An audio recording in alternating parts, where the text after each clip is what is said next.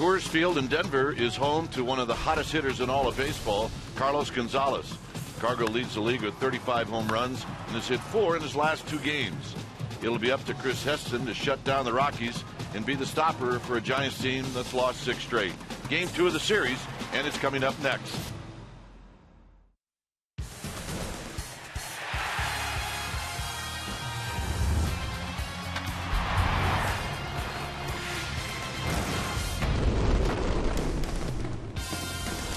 We are in Denver tonight. We're coming to you from Coors Field. This is game 2 of this 4-game series, Giants and Rockies. Hi again, everybody. I'm Dwayne Kuiper. Alongside me is Mike Krukow. Well, the Giants took it on the chin last night, and now they're going to try to bounce back. And they're going to try to bounce back with a rookie, and that's Chris Heston. Now, that's a tough task considering how hot these Rockies are offensively. Well, they were definitely hot last night. I'm not going to talk about the fact that Giants have lost 13 out of the last 15 road games, or they've lost 6 in a row, or they've been outscored 33-14 in those 6 games. I'm not. What we are going to talk about is the guy you talk about, and that's Chris Heston. He has to be aggressive. He's got to get strike one. He cannot pitch behind. He cannot walk people. He's got to keep guys in the ballpark. No home runs. All of this can be done if he establishes the one pitch that has given him a good year as a rookie, and that's the sinker. That'll be the key tonight. Put the ball on the ground. And, oh, by the way, Brandon Crawford is back at shortstop. Oh, good news. Good news here in Denver. All right, stay tuned. We'll take you to our Comcast Sportsnet studios for an update, and we'll do that right after this.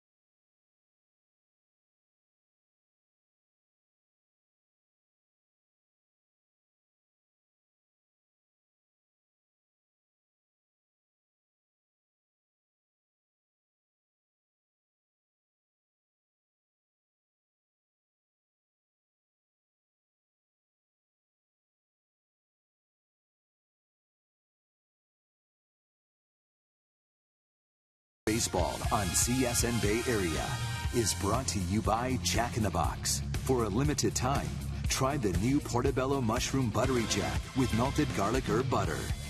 And by Toyota, the full-line automaker with the longest-lasting vehicles in America. Toyota, let's go places. All right, back here at Coors Field as we get ready for Giants baseball. Our game time weather is presented by the Santa Cruz Beach Boardwalk. Get to the beach. The admission-free boardwalk is now open every day. 78 degrees here in Denver. Winds at 11 miles per hour. The humidity is low, which is not unusual. And it is overcast. So 78 degrees. So we'll take our time with the lineups. De La Rosa is just now leaving the bullpen. So here's the lineup that he'll be facing.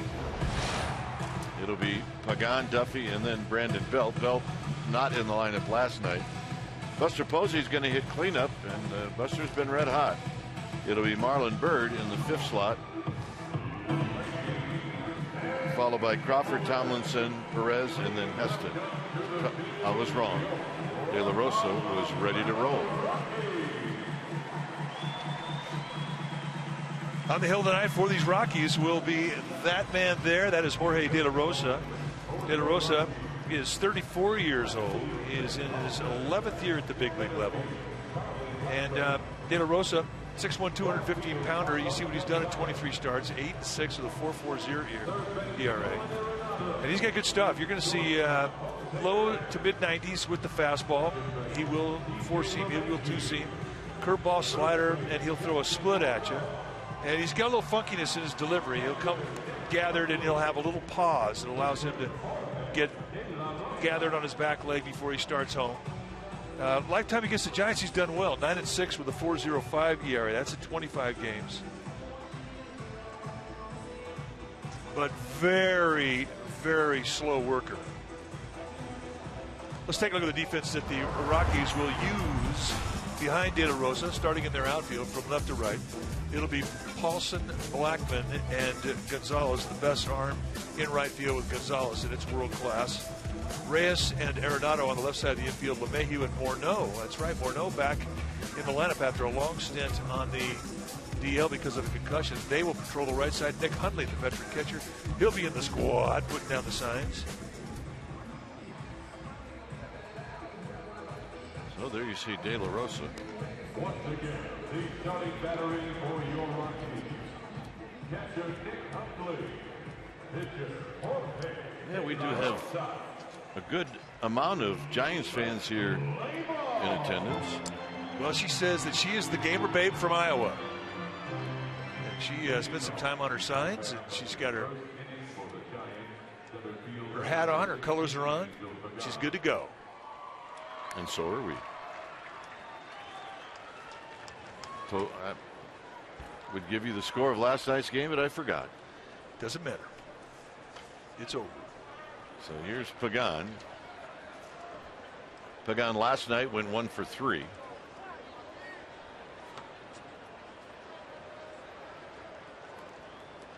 And the first pitch of the ball game is on its way, and it's high. So we get started at 7:40, or make that 6:42.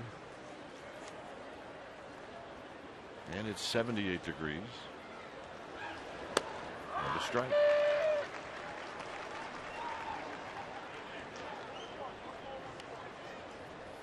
Rockies have won 2 straight. Giants have lost 6 straight.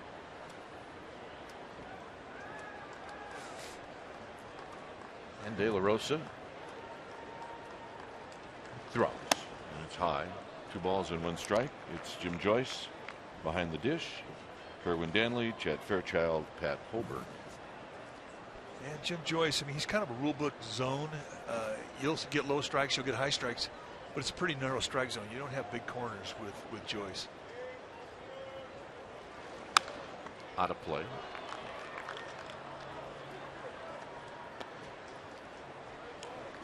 Pagan 34 at bats against De La Rosa.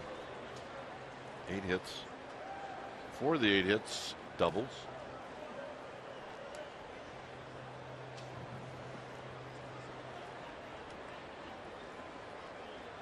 And De La Rosa steps off as Pagan steps out.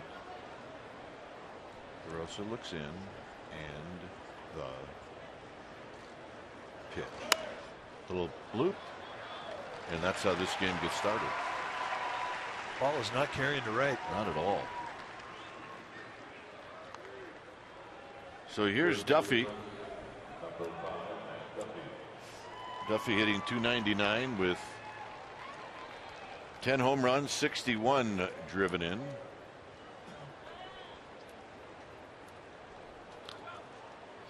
All right. Well, I know. We wish your mom. Well, I wish my mom was a Giants fan. Ah, you think that's what it says? Yeah. So do we.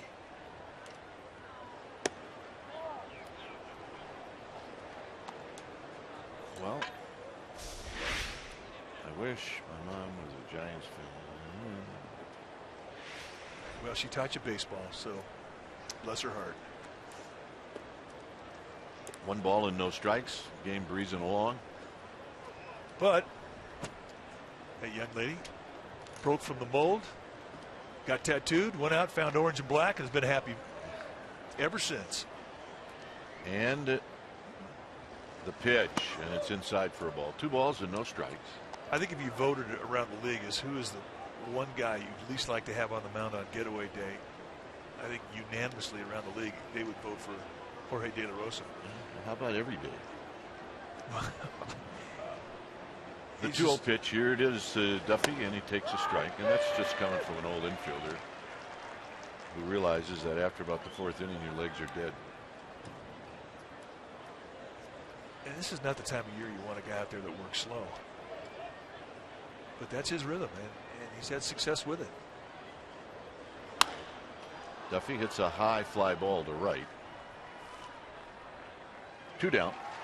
Once a guy finds a rhythm and a motion that he has success with, they do not budge. And for De La Rosa, for the longest time in his career when he was young, he could not stay back. He would fly that front side. He would be wild. He never had great control. He always had great stuff. It was when he got on that back leg, had that pause, that allowed him to get gathered before he started home, that he became more consistent to the strike zone. And this is pulled behind Billy Hayes, and it's no balls and 1 strike.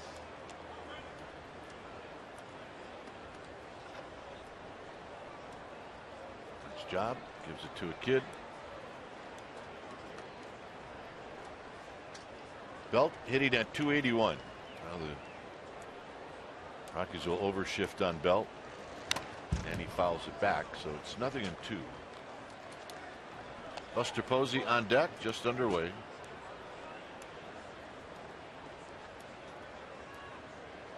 Last night, crowd of 25,000, and they were in competition with the Broncos, who had an exhibition game about the same time.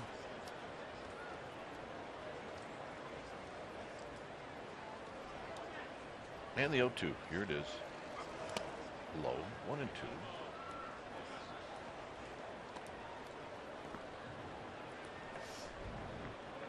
Take a look at how he uses his stuff. The cutter and the fastball, it makes up about 60% of what he throws, and it's hard stuff. And the splitter is his best specialty pitch. He'll show you a curveball, more to lefties than righties. And that'll end the inning. Destin coming out, Rockies coming up.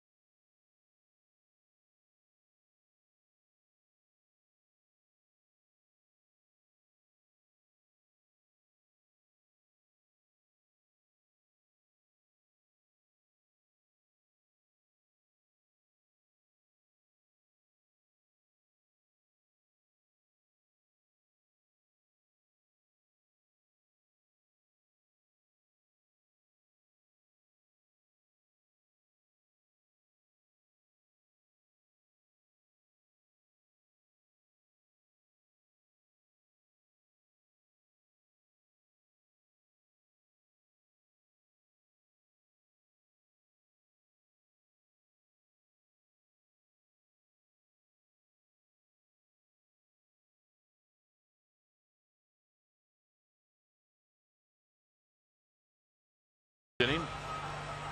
And the lineup that Heston will be facing will look like this. It'll be Blackman, Reyes, and then Gonzalez, who's red hot. Arenado's hitting next, and then he's also pretty hot. Welcome back, Justin Morneau. He's been on the DL, followed by LeMahieu, Paulson, and Hundley. And De La Rosa will hit ninth. On the hill tonight for the Giants will be the right-hander Chris Heston, 27 years old, 6'3", 195-pounder. And what has he done his rookie campaign? In 25 starts, he's 11-8, 3.56 ERA to 111 strikeouts against 48 walks and 149 innings. So when he's right, you're going to see a lot of ground balls. Base sinker, high 80s, low 90s. He will cut the fastball. He's got a curveball, slider, and a changeup. But his key, and it always has been this year, is establishing that sinker and the knee-high location early in the game. Blackman last night had a couple of hits. Everybody had a couple of hits. They had 19, the Rockies did last night. There's a pitch inside, 1-0. Blackman's got a little ownage on Heston. He's 5 for 9 lifetime. And there he keeps the ball down, and it's 1 ball and 1 strike. Good changeup. Changeup is a pitch that he really has gotten some confidence in as this season has wore on. Yeah, welcome back to Brandon Crawford. Indeed. He got dinged in that extra inning game on Monday night in Los Angeles. Hit on the ground. Tomlinson from the outfield. He's going to throw him out. Nice play. Let's take a look at the Giants defensively behind Heston tonight, starting in their outfield from left to right. It'll be Perez, Pagan, and Bird, the best arm in left field with Perez. Crawford, Duffy on the left side of the infield. Tomlinson and Bell on the right side. Buster Posey, he'll be in the squad, putting down the signs.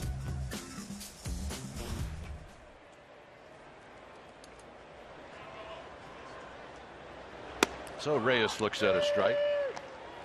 Reyes had a couple of hits last night. 2 for 4. Runs up to bunt, and it's low. 1 ball and 1 strike.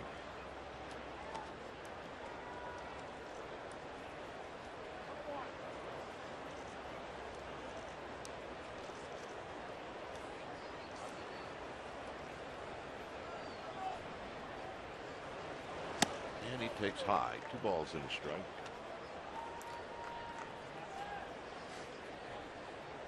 He can get on base and make it tough for you.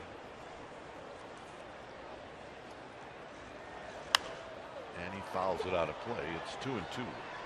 Well, you're Sometimes he looks like a slappy guy, and then every once in a while he'll run into one. I mean, you have to respect him defensively, and the Giants do.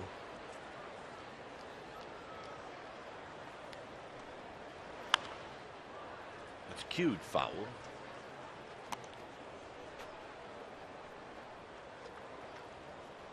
At 285 with the Blue Jays, he had 4 home runs, 34 driven in.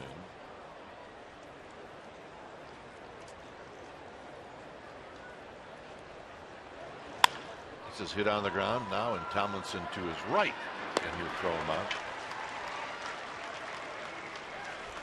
Well, time now for our Togo's big play the Togo's way. And last night, Carlos Gonzalez, 2 home runs and a double. The first inning, a 2-run shot down the left field line. Then the 4th inning, a 2-run shot down the right field line. 25 home runs in his last 50 games. Since June 1st, he has been a different animal. And that is our Togo's big play the Togo's way. So this will be an interesting matchup.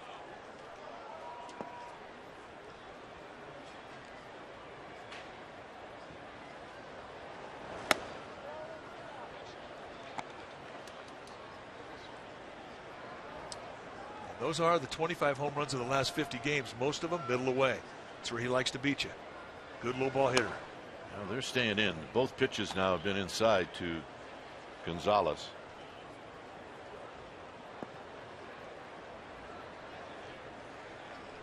And now this one's going to be away, and it's 3-0. Arenado to follow. I mean, that's the thing. That's a pretty good 1-2 punch. I mean, if you walk Gonzalez, now you have to go after Arenado, and he's got 34 home runs.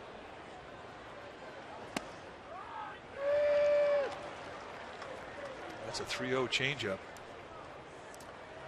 And that is progress right there, his ability to throw that pitch on a 3-0 count. High and deep to right, and foul. Wow. Didn't start out that way. It looked like it was gone for sure. I was upper deck. I mean, it was a hanging breaking ball, just sort of laid a lazy little slider in there in a 3-1 count. And watch where this one goes. Just hooks. Foul. Impressive strike.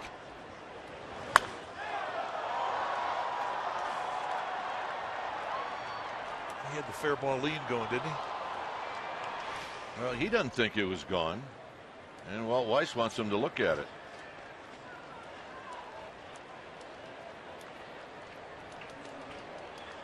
I got a new plan for this this replay thing. So my new plan on the new replay thing is to have that guy with all the gear run out to the umpires instead of the other way around. I think that would be very entertaining. This replay review is presented by Xfinity.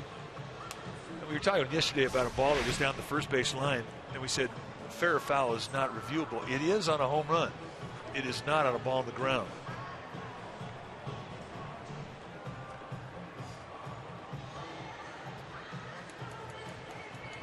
Well, EY thought that it was probably foul. Gonzalez thought it was probably foul. Yeah, Eric Young, the first base coach for the Rockies, EY, he wasn't making a big to-do about it. Gonzalez thought it was foul. Yeah, it's close. That's foul. Well, here's my suggestion: is don't throw that pitch again. Yeah, I think that's a good suggestion.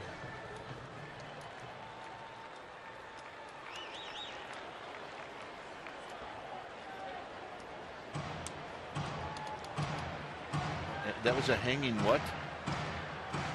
Curveball, changeup, slider. Kind of a slurvy breaking ball. Wasn't really a quick one.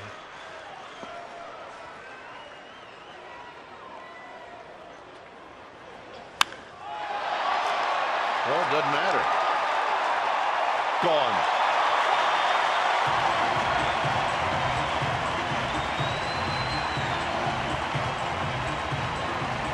He's done it again. It's 1-0.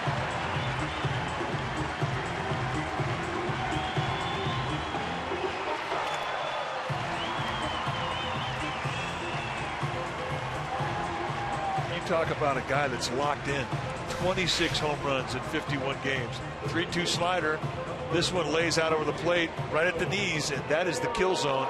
And he's not missing anything right now. You know, the scary thing about it is he got it good, but I don't think he got all of it. I think he had a little reach in his swing, didn't get all of his lower body into it.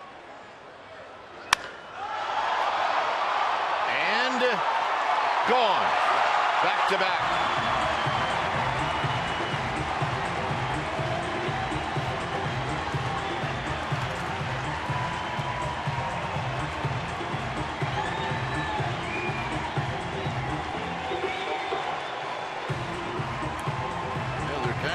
Competing against each other, pretty much not against anybody else, but against each other. Well, Gonzalez, this is 36th, and Arenado steps up on the next pitch. It's his 35th. They set an outside target. He gets lazy with this thing middle in. See ya. They are just not missing mistakes. So here's Morneau.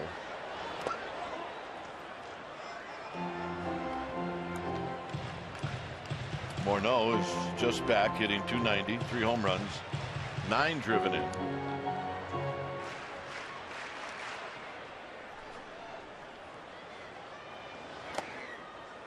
this one gets away from Heston, and it's 2 balls and no strikes. Well, after getting a couple of ground balls, things were looking good. Well, now Heston's going to have to find his composure here, because that will rattle your cage. And a base hit.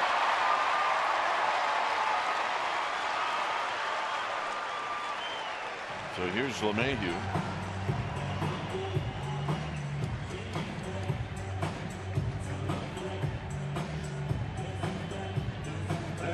LeMahieu's hitting at .321. He had 3 hits last night.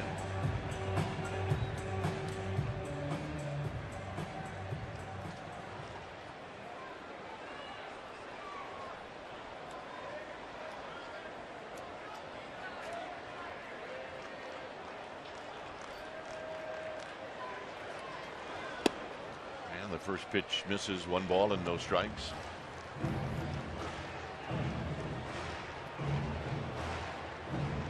That's the Onage, 6 for 9. Tall hitter likes the ball middle away. Just a bit outside with that 1-0 slider.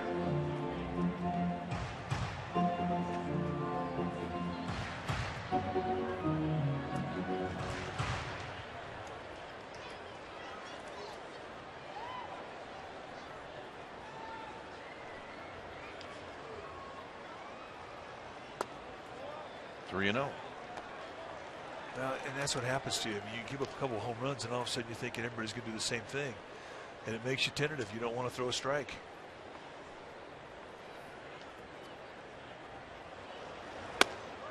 Right down the heart of the plate. It's 3 balls and 1 strike. And it's really difficult to pitch behind in the count in the big leagues, but it's especially difficult to pitch behind in the count here at Coors Field because of just how live this yard is.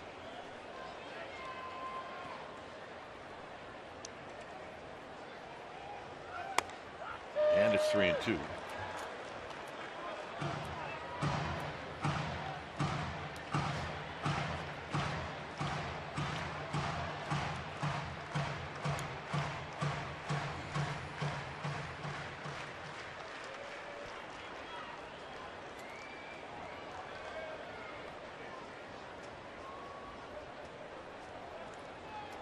Morneau takes off, and a swing and a miss, and that'll end the inning.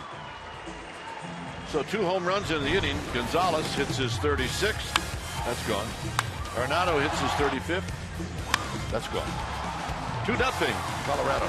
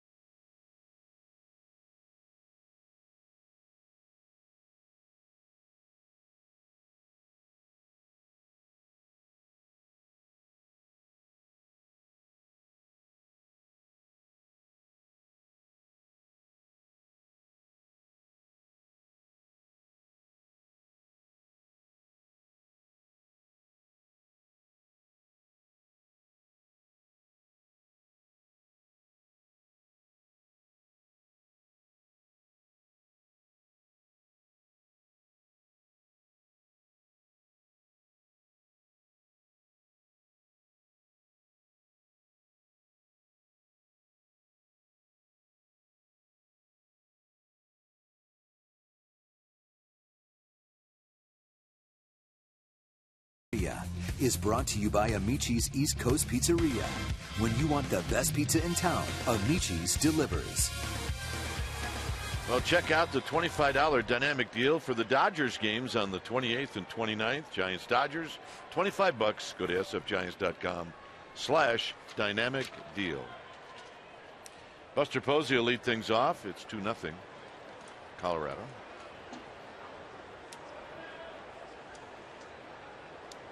Buster hitting .324. And he pops this one down the right field line, and that'll be out of play.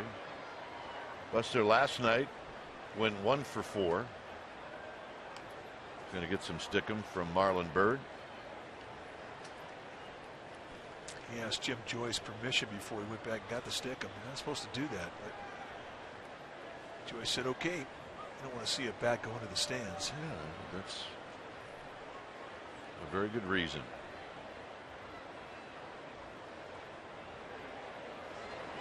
Buster pops it up. It's LeMahieu. 1 out. And here's Byrd.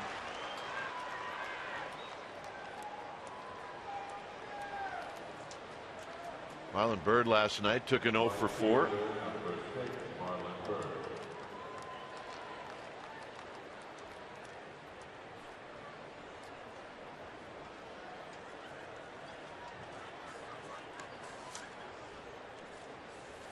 Batting against Jorge De La Rosa, and he's 2 for 10 in his career against De La Rosa. There's a swing and a miss that tied him up.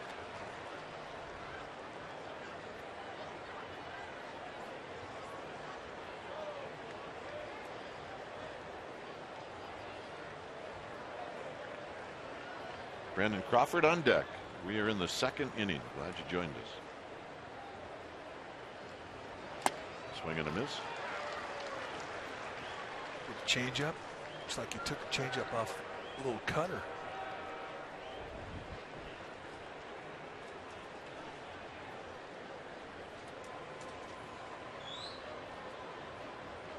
What's an elevator fastball?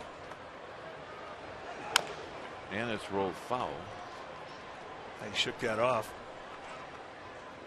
Came up the same pitch that Bird's having a hard time staying back on.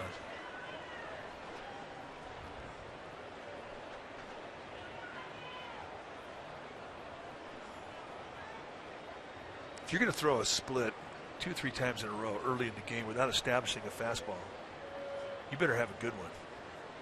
And De La Rosa does. That's one of his best pitches against right-handed hitters. Always has been. Hit on the ground to Arenado. 2 outs. And here's Crawford.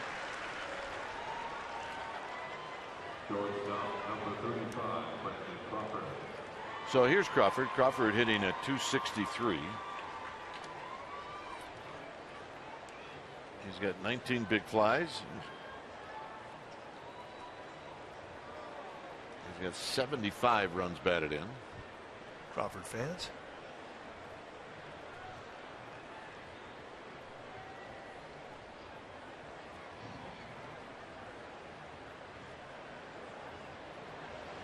And he takes low.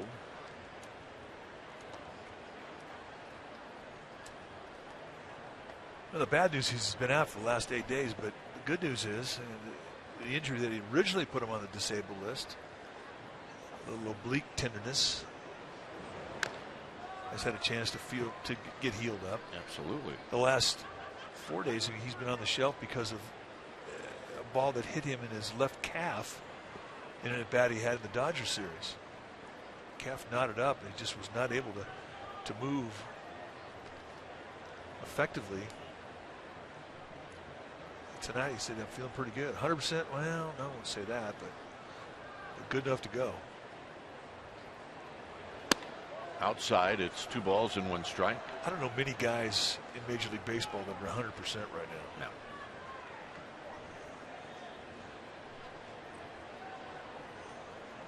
Tomlinson to follow.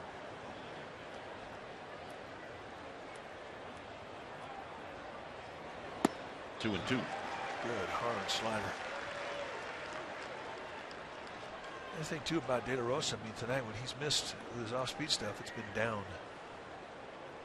You learn that when you pitch a lot of innings here at Coors Field, where you can miss, where you can't miss.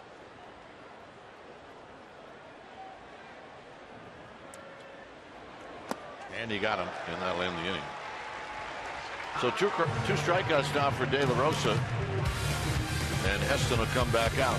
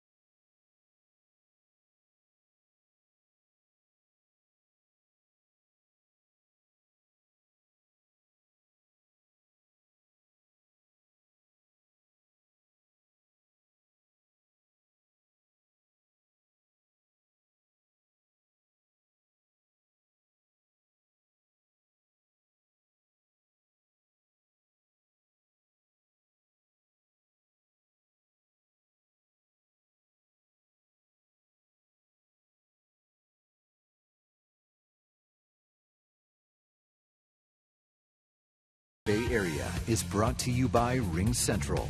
Business communications made simple. 2-0 Colorado. Here's Ben Polson to lead things off.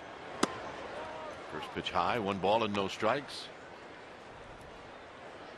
Paulson, Hundley, and De La Rosa.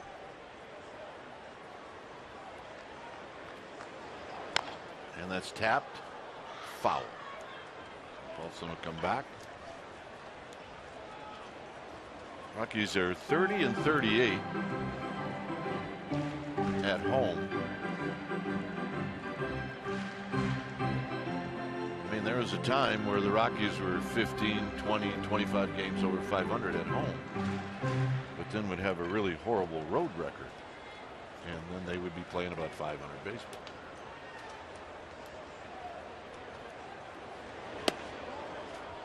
Pretty good pitch by Heslin, but it's a ball. 2 balls and 1 strike.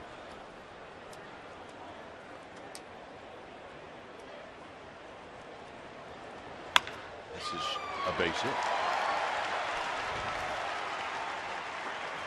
So Heston right back in the stretch. Although he really didn't spend a lot of stretch time when you think about it in the first inning. 2 of the hits of the 3 that he gave up in the first were home runs. Those won't put you in the stretch. But the good news is he's getting ground balls.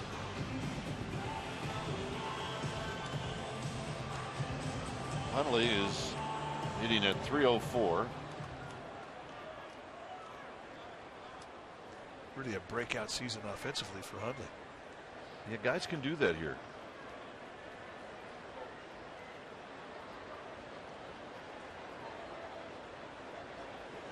On the ground, Crawford to Tomlinson to Belly. And that's the beautiful thing about being a sinker baller. It also helps when the guy that's been in a squat for 5 months hits the ground ball. Yeah, well, don't expect a lot of leg speed from a catcher running down the line in September. Really good Giants fans here in Denver. That's a look of concern. Yeah. Trying to get those 2 guys to arm wrestle. That's the location Heston's looking for right there, knee high.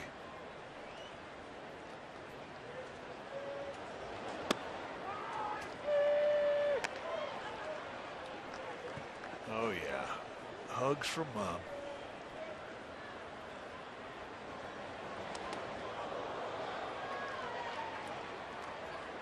Yep, more hugs from Mom. It's a good game. The hugs from Mom game is a good game. Yeah, well, Mom hasn't seen the game yet. Not with this guy. Hasn't seen a pitch. She looks pretty happy. He's trying to go. Mom, enjoy them. They grow up fast. Yep, she's enjoying it. Tap to third. Duffy throwing. Duffy got him. Nice play. And that'll end the inning. Giants need a hit. They need a run. They need offense.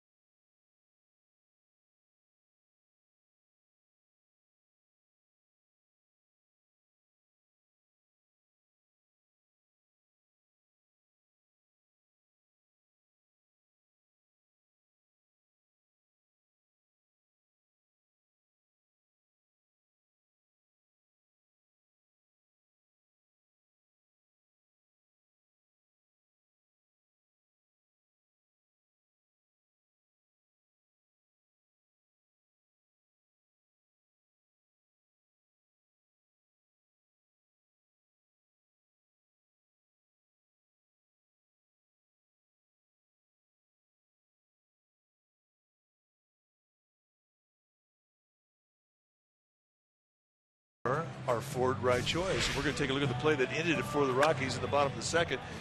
And Matt Duffy playing way back, way over towards second base, had to come a long ways. And I think there was a point in time you think, I don't know if I can make this play, but guess what? All you got to do is try. Helps when you get a pitcher running, and he just gets it by a half step. That is our forward right choice. Nice play, Matt Duffy. So bottom three in the lineup: Tomlinson, Perez, and Heston, facing Jorge De La Rosa, who's been 6 up, 6 down with a couple of strikeouts.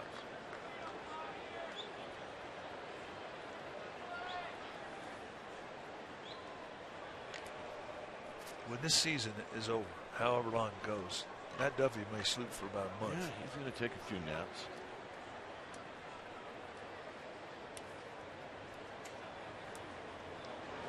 Part of being a big leaguer is managing August, September, and October. I never had to worry about October. I did have to figure out August and September, though. The first time you get to September, you play in the minor leagues, their season ends September 1st. This is a foul ball. The first time you get to September, it's a rude awakening physically. You don't really know how to prepare for it till you go through it. And a lot of guys hit a wall their rookie years. Looked like Tomlinson was too comfortable after that swing.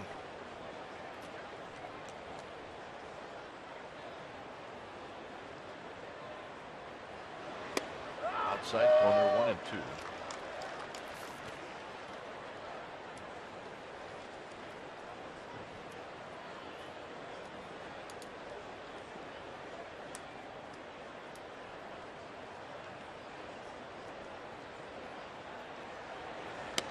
Two balls, 2 strikes.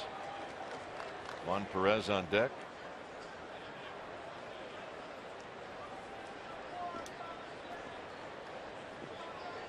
Rockies do believe Tomlinson, at least in the outfield, is going to hit the ball the other way.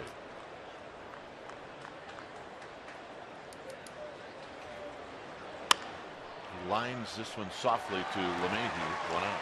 7 in a row retired by De La Rosa.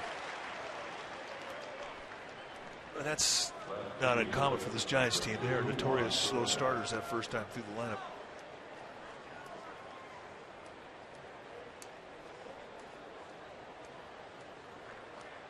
So here's Perez.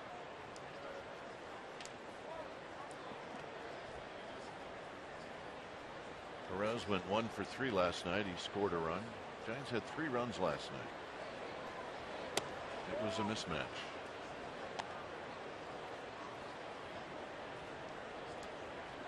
I did not see Ryan Vogelsong today.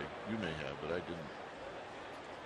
And I'm wondering, even after his outing, the day after, this is his hook foul, if he enjoyed the home run. Yeah, he was pretty quiet today.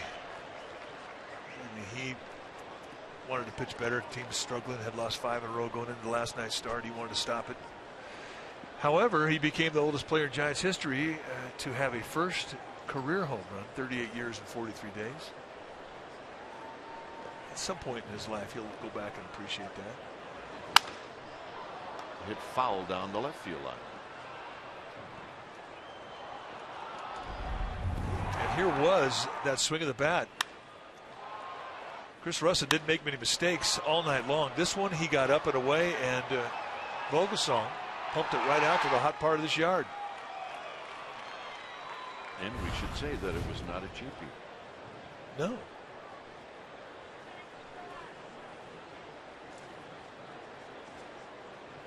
So 1 and 2 to Perez. 0 for 6 lifetime against De La Rosa.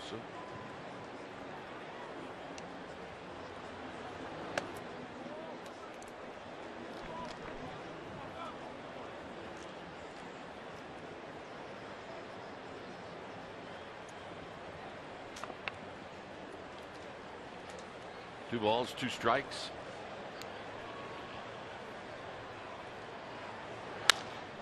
To right at Gonzalez. 2 outs, and here's Heston.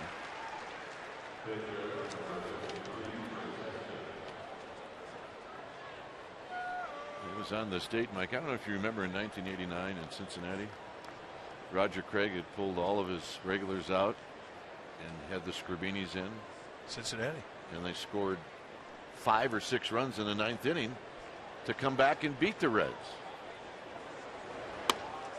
And I remember that because I watched the game while my wife was in labor.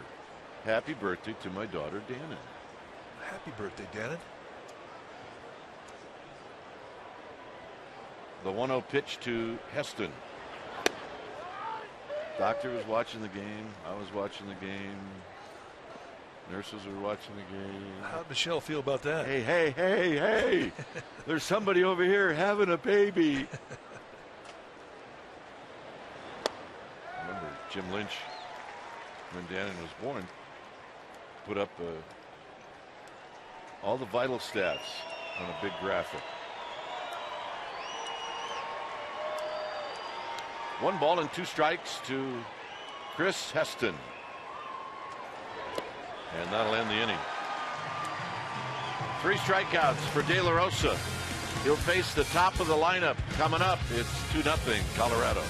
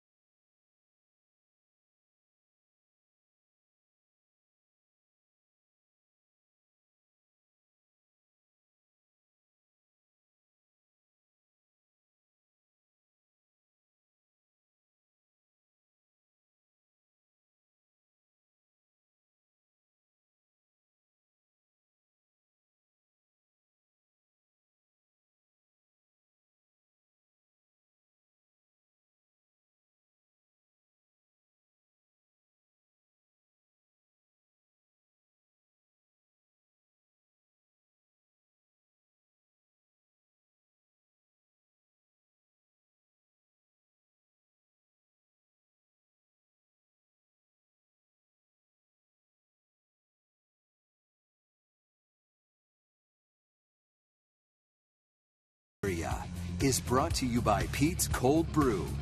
Keep it smooth. The most popular way to follow the Giants' push to the postseason is with MLB.com at bat, the #1 app for live baseball. Get MLB.com at bat and do it right now. Here's Blackman. Blackman bounced out to Tomlinson, who made a nice play.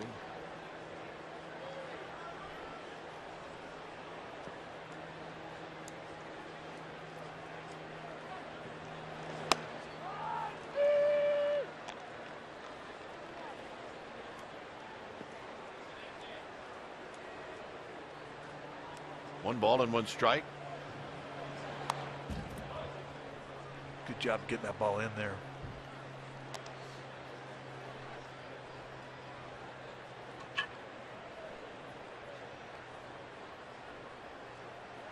Blackman really has had a solid season. 36 stolen bases, 15 home runs, 52 RBIs, hitting in the leadoff spot. Good player. Foul back.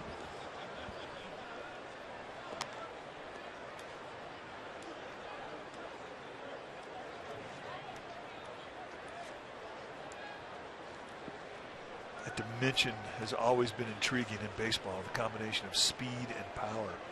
And Blackman's got it. I mean, anymore, it's become more rare to have a guy who can steal 30 bases than a guy that can hit you 15 home runs. Absolutely. let alone do both.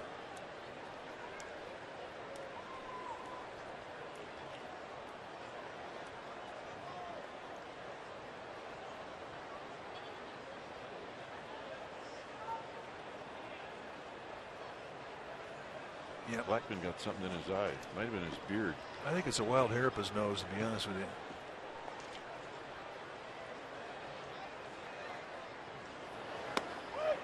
Got him on a pitch that was 6 inches outside.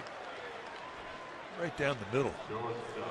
Well, time now for our McDonald's True Stories. Also on this date, 2005, Matt Cain recorded his first career win in his second career start. He took on the Arizona Diamondbacks, went 7 strong innings. 3 hits allowed, 1 earned run, 1 walk, 4 strikeouts, 101 pitches. Giants won that ball game 3-2. So here's Reyes. Like I'm looking at that box score from 1989. Bill Baith was one of those guys. Giants scored 2 in the 7th, 2 in the 8th, 5 in the 9th. Baith, Ernest Riles, Mike Laga, Greg Linton, Darnell Nixon, Shock troops, Mike Benjamin, Chris Spire. They all contributed. Kelly Downs, Bob Knepper, Trevor Wilson, Randy McGammett, and Ernie Camacho got the win. But it was such an important part of that year. Big chopper to Belt. Now Belt goes to Heston. Because of what it meant to chemistry. Absolutely. Of that team. John Miller will be in 4, 5, and 6. I'll see you back here in the 7th. So here's Gonzalez. When you have a game like that where you basically are forfeiting it all in. Hey, John, letting us know he's got his shirt on. Yeah. Nice. Way to go, John. Giants down a ton late. Figured, all right, just, maintenance game, gives guys a few at bats, and then all of a sudden they put the comeback on. They did, too. It was impressive. All right, round 2. Here we go. And that's about where he went after him on the first pitch in his last at bat. That's the problem with guys that get really hot is they don't go out of the strike zone.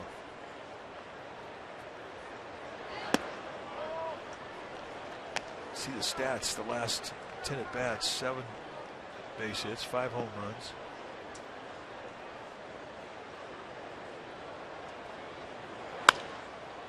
Foul on the left field line and out of play.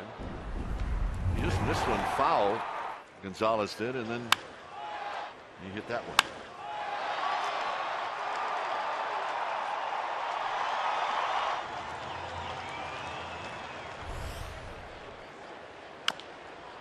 Rolls this one foul. It's 2-2. Well, he is the hottest man on the planet.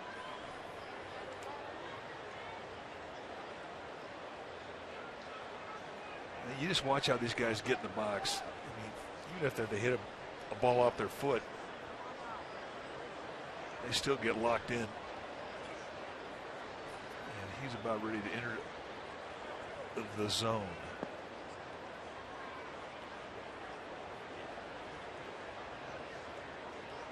Two pitch. Here it is. And this is slowly it. Crawford's going to jump in front of Tomlinson and throw him out. And that's going to end the inning. That's the only way they'd have thrown out Gonzalez. John Miller will be in. I'll see you back here in the 7th. It's 2-0 Rockies.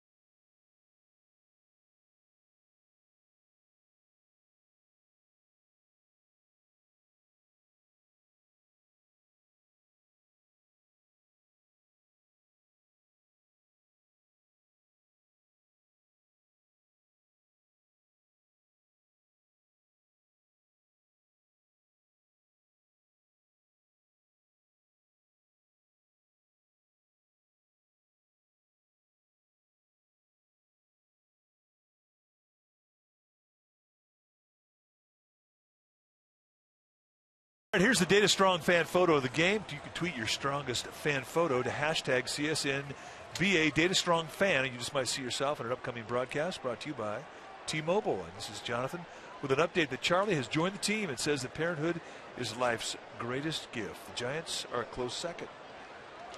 That's a great picture right there. Well, it's 2-0 Rockies. We're in the top of the fourth inning, and here to tell you all about it, John Miller.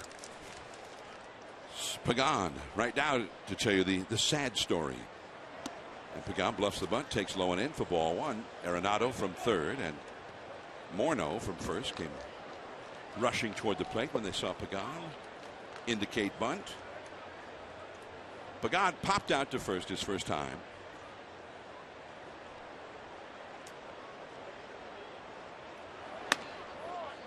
And it just misses off the outside, a little high maybe. 2-0.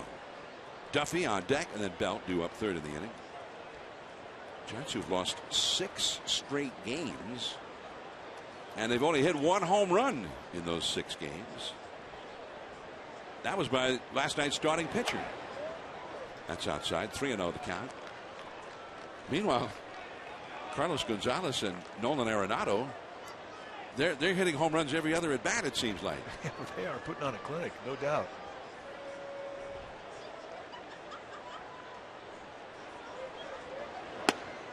That first inning display was just intimidating, where Carlos Gonzalez hits one over the foul pole, and they actually reviewed it. It was called a foul ball. They reviewed it in New York, and they probably couldn't tell from the video either. But they said it was, yeah, it's foul, I guess. 3-1 the count. Base hit. The first of the game for the Giants. And he went down and beat a pretty good pitch too. That was no hanger from De La Rosa. Little cutter. Down below the knees. Good to see Pagan feeling good physically. Since he's come off the DL, he has really showed good legs and everything he's done defensively, on the base paths, in the batter's box. Good to have him back. Matt Duffy, who flied out to right his first time.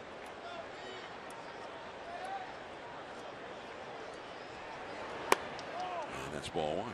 But Cargo hits one over the foul pole. It was way out of here with plenty to spare, but a foul ball. And they review the replay and everything. No matter, he kind of shrugs his shoulders and steps back in and hits a 455 footer off the back wall of the bullpen out in deep right center. And he didn't get it all. Imagine what would happen. The ballpark might fall over. Right to second, back to first, double play. That's one to look at. Pagan immediately signaling to the Giants dugout. Take a look. Ron Wotus on the phone to the video room. Sean Dunston and Chad Chop. Really a nice swing of the bat too from Duffy. He really gets every bit of this thing. Good swing. LeMahieu's momentum coming back into the play took him right to first base, and it's going to be close.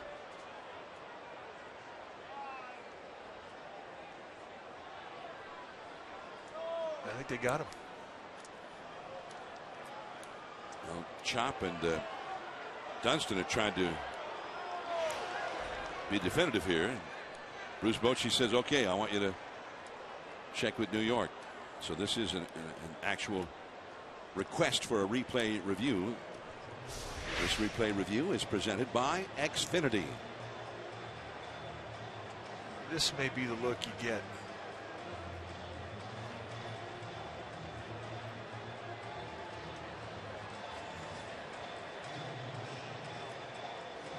All right, this is hand on the bag. It doesn't look like it right there. No, I think they got him.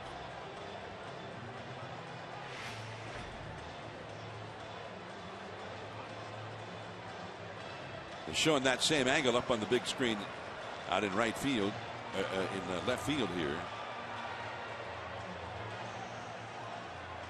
And you saw Kerwin Danley, who made the call at first base in live action, and he was checking that replay in slow motion. Here's the call.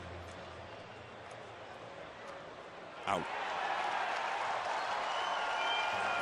And as we saw, I think, as you said as well, Mike, looked to be the correct call. An excellent call by Kerwin Danley.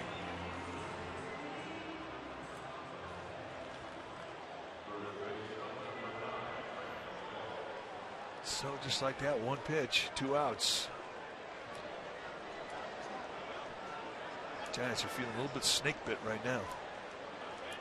2 down, nobody on. Brandon Belt, the hitter. Now, Sean Dunston and Chad Chopp, they have to quickly assess what the umpires in New York might take several minutes deciding, looking at those replay reviews. Well, and the one thing, too, that is a flaw in the system is that the visiting teams don't always get XMO quickly. And check swing foul. Really puts them at a disadvantage because more often than not, that is the one camera that allows you to see whether or not it's out or safe. So they're going without that initially. Well, why is it the visiting team? Why are they not getting something? Are you saying the home team gets it more quickly? I am. And why is that? I don't know. I mean, I wonder what the is it, are you saying it's up to the home TV crew to put that on the air, and therefore they put that on quickly for the home benefit of the home video? Well, I don't know if there's a pecking order for the XMO or the super slow-mo cameras, but it has been a complaint that it has been slow for the teams when they've been on the road, and that has to get looked into because there should be an even playing field in regard to the replays, how you get them. Well, all the cameras that are being fed to New York should be fed to both video rooms, and let the video people look at whatever angle they want. It should come right into them. That's the way it should be. Yeah.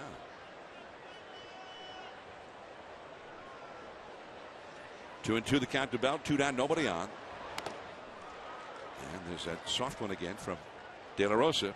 2-2. Just got a piece of it. They've got 3 infielders to the right of second here for Belt, who struck out looking his first time. Rockies got consecutive home runs. There you see how they're playing it. First inning from Gonzalez and Arenado, and have a 2-0 lead. Matt Duffy, you're talking about the line drive that he hit, according to the StatCast on the MLB at bat app. He hit that ball 100 miles an hour to the second baseman. That's good at bat.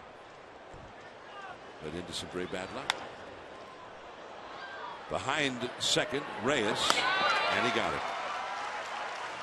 Right up the middle, but they were overstacked, and that proved to be just right. Arenado coming up.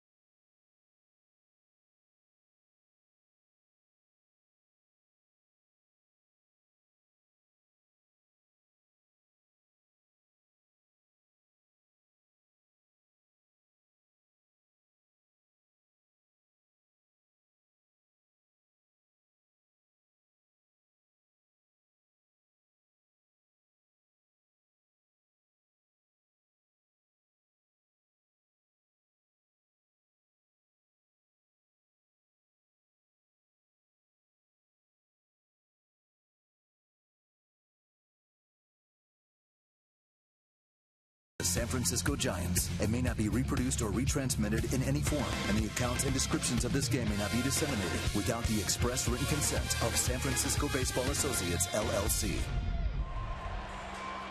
We're in the last of the 4th inning. The Rockies coming up with Nolan Arenado to lead off against Chris Heston, leading 2-0 over the Giants.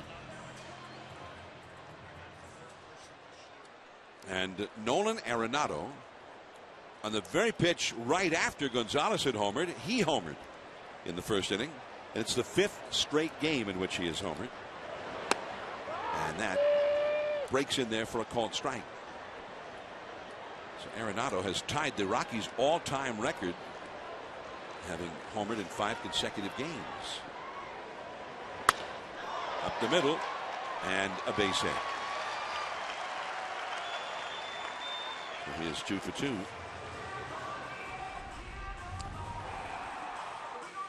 Take a look at the first pitch thrown to Arenado tonight, and he leaves Earth. Homer number 35 on what has been a breakout year for Arenado. 5 consecutive home runs, 5 consecutive games with home runs. Tied in with Dante Bichette, Larry Walker.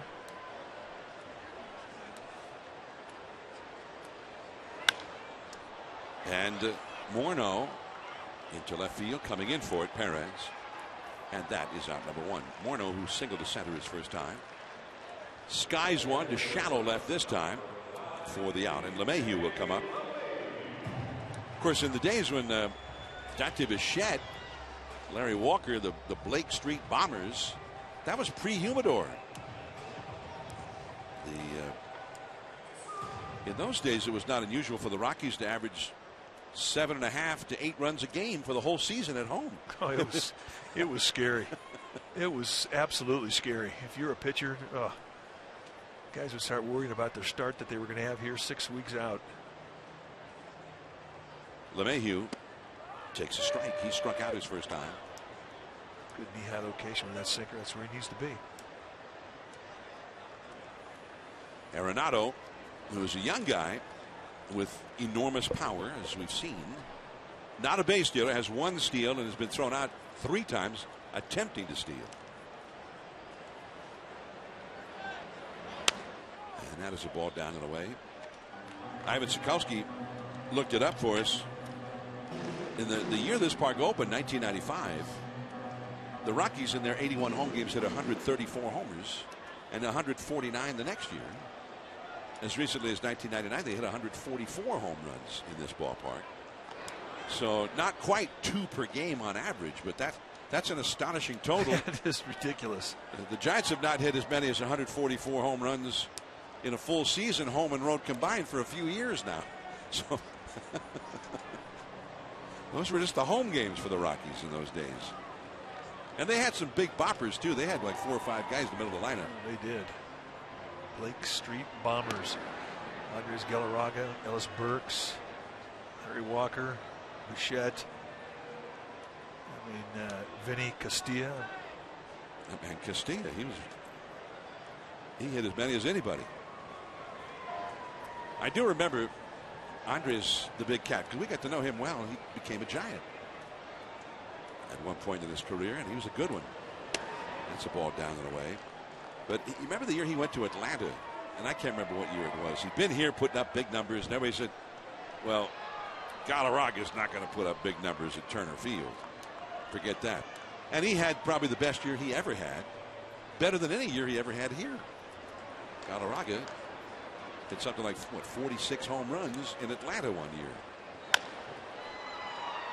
Nice pickup by Duffy. He looked at second, and then he decided discretion, the better part of valor.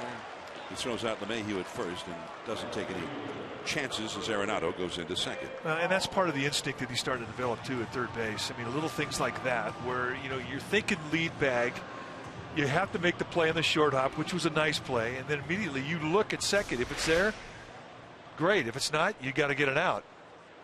And this is all learning to become a third baseman. Those little looks. Nice play. So here is Ben Paulson, who singled his first time.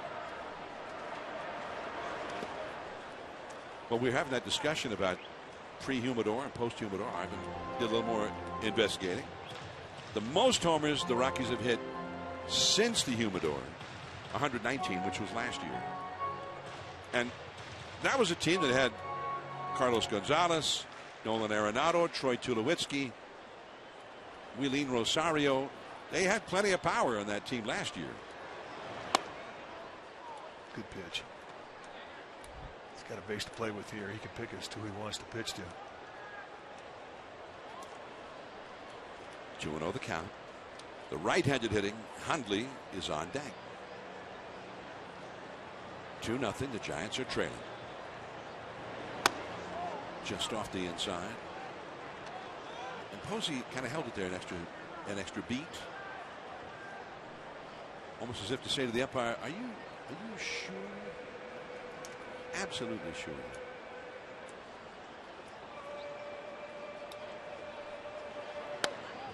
And that's a 4-pitch walk. That's good game management. First walk allowed by Heston. It brings a visit from Buster Posey to talk about the situation with Hundley coming up. You know, and it is a contradiction because we always say you don't want to give up walks in this ballpark. But I think when you have a left-handed hitter in the batter's box and a right-handed hitter on deck, perhaps you feel that you have an advantage over the right-handed hitter where you didn't have that feeling against the lefty. You had a base to put him, use it. Down 2-0. And that is an exception to the rule that we always talk about at Coors Field, where walks will really hurt you. That is a strike, and it was a beauty. 0-1. So beautiful that Hundley had a little chat with the plate umpire about it. Yeah, he was not thinking it was that beautiful. That was terrible, huh?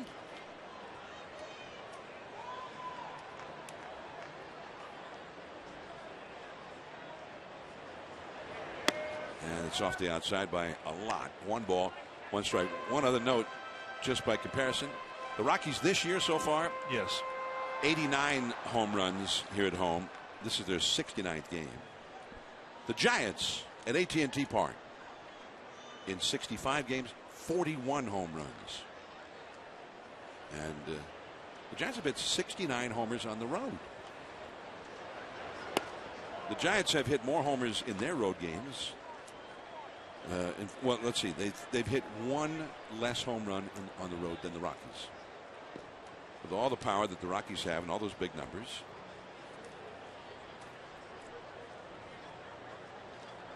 I think if you're a hitter, wouldn't you want to hit this park? Come play for the Rockies? You have some power? That almost hit him. They'll never have a problem bringing free agents that are hitters into this organization. This is a great place to hit. But they will have to pay more for pitching than any other organization simply because of the environment. 3-1 the count. And it's 3-2, and Hundley chased. Got the curveball with the pitcher up next. That was a rather shrewd pitch by Heston. Well, you hate to get into a 3-1 situation and break down mid-swing. I mean, that does wear on guys. So now it's 3-2. Arenado from second. Paulson from first will be running with 2 down. This is a situation where if you're Hundley, you could guess breaking ball. Look away, guess slider, sit slider speed. The runners go. And he bounced it foul over toward the Giants dugout. And I like the call by Posey. For guys who would do that, sit slider, guessing a 2-strike count, he goes right in on the hands with the fastball. Good call, good pitch. So Hundley knows that they'll do that now.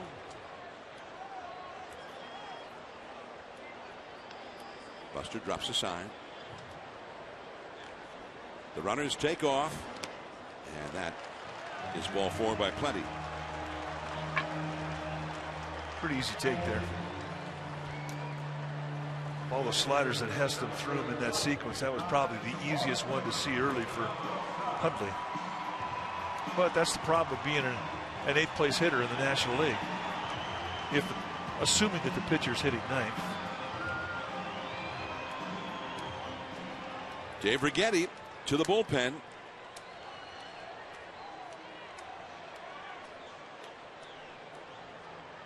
De La Rosa bounced softly to third his first time.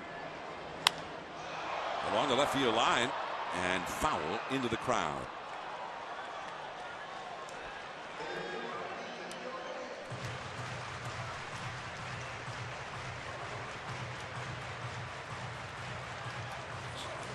Javier Lopez up in the bullpen now, the left-hander for the Giants, as Heston has had a rather stressful inning. The second time in these first 4 innings that he has thrown 20 pitches or more. Off the inside. Good pitch. This is his last hitter, with the left-hander hitting Blackman on deck and Javier Lopez warming up. If Heston does not get De La Rosa, he'll be out of this game. His 22nd pitch of the inning right here, and that is called a strike. De La Rosa has had 3 hits in 44 at bats this year. However, he has also had 3 runs batted in. I always thought the bullpen could be a pretty good motivator if you're a starting pitcher. You want to stay in that game. You see that bullpen get up. 2-2. De La Rosa had to. De La Rosa was dropping stank guy on Heston. Bases are loaded. He's not going to hit you, meat.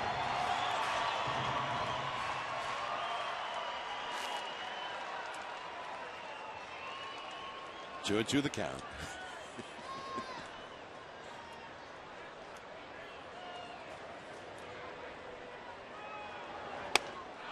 And he struck him out.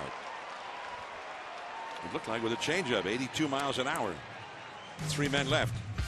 Posey, Bird, and Crawford. The Giants down by 2.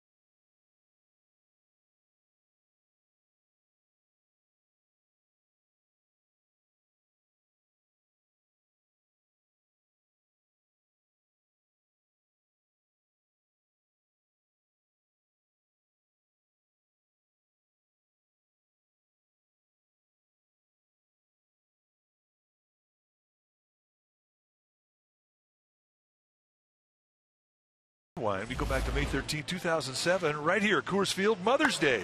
Fred Lewis had himself a day. He hit for the cycle that day. He had a double. That was in the first inning. Then a 3-run homer in the top of the 4th. Top of the 5th, he comes up. He gets the triple. At top of the 7th,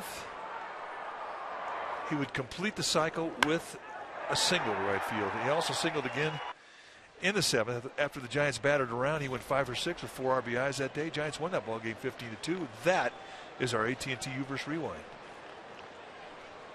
It's quite a day for Fred.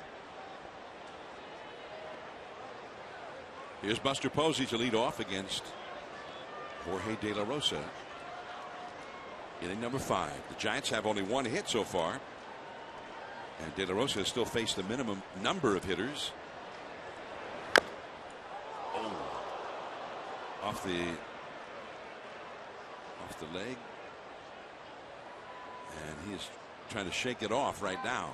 And that's the problem. The guys that are strong and hit the ball hard, I mean, that ball was hit pretty hard.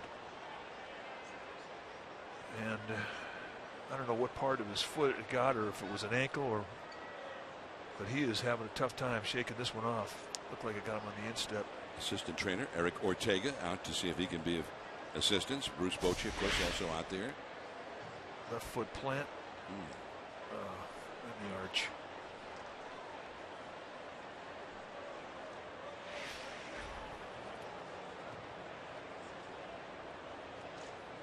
Have you ever seen a ball hit off one of the shin guards?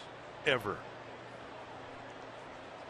I mean, I always figured the ball must have hit somewhere in that area. That's why he wears the shin guard. It's right? just that little piece. But then when they actually wear him, it never hits the shin guard.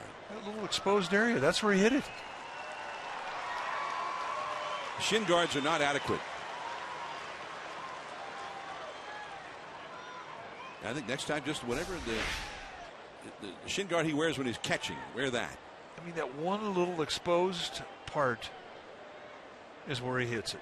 That's not right. I mean, what's he going to come out there with, a boot? I mean, he's got it pretty well covered there, and it still found a little spot. I know. Red wing steel toes. That's about the only suggestion I could give you. It's like the Greek mythology, the Achilles, who was just unbeatable, but they shot an arrow into his Achilles heel. That one little spot. 1 ball and 1 strike to Buster Posey. I mean, Buster's wearing more stuff over that whole area than you'll see. How many guys wear that much stuff?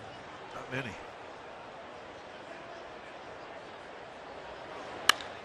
That ball is hammered deep into left center field. It is right at the base of the wall toward the deepest part of this ballpark. And Buster has a double. Yeah, I didn't think we were going to see him go for 3 on that after he pounded one into his foot. But that was loud. This may be a wake-up call to the Giants in their dugout. Just a little breaking ball, cutting back to the middle of the plate. And for a second, I thought he had it. Just didn't have enough height. It's right at the base of the pad.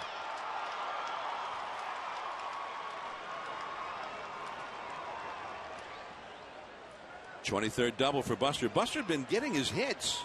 He's had a lot of hits lately, but that's his first for extra bases in his last 13 hits. That one is caught by Arenado. Another atom ball. And Marlon Byrd is 0 for his last 15 now. Yeah, he hits this ball right in the nose. Little top spin liner. Arenado 2 steps to the left, picks it clean. That's kind of how things have been going during this 6-game losing streak.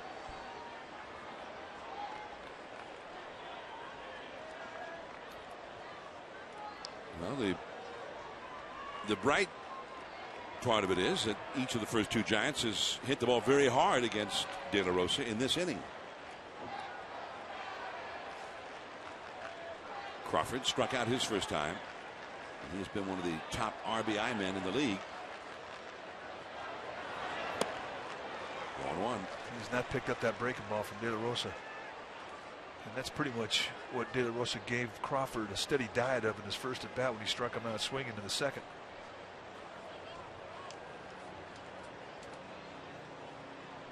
When you have a pitch that a guy doesn't see, it becomes a magic pitch, and you know it.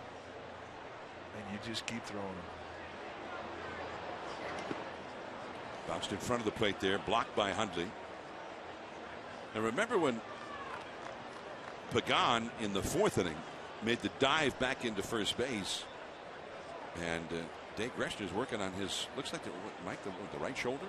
Yeah, anytime you see a trainer break out the rubber glove, he's putting some atomic bomb on the afflicted area just to kind of put some heat on an area. It'll help. Guys are dinged up. I mean, it's September. Pretty standard all the way around baseball. Pagan made that dive back into first base, and we were looking at all the angles because the Giants asked for a replay review of the throw and his hand and all that kind of stuff. But when he actually got up, he did start working that right shoulder around as if something was not quite right. A ball and 2 strikes. Struck him out. And that's that breaking ball.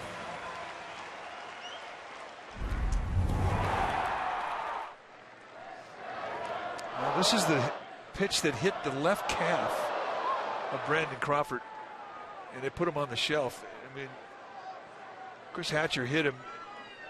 It was not an intentional pitch. You never hit a guy with a breaking ball with intent. But how he even finished the game is beyond me, because the thing started spasming right away.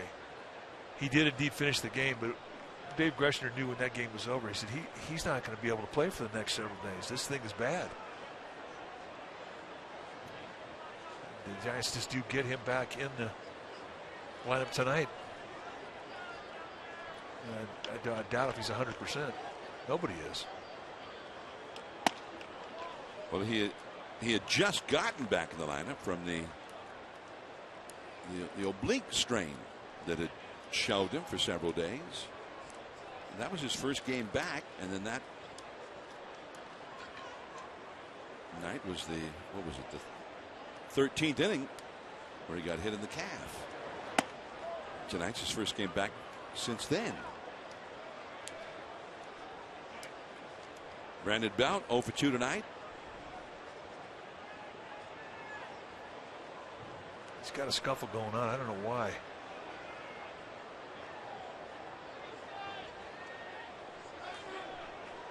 Stay tuned. 2-0 the count. Posey at second. The bloop. LeMahieu. He gets there. The leadoff double. But Posey stranded at second. 2-0 Colorado.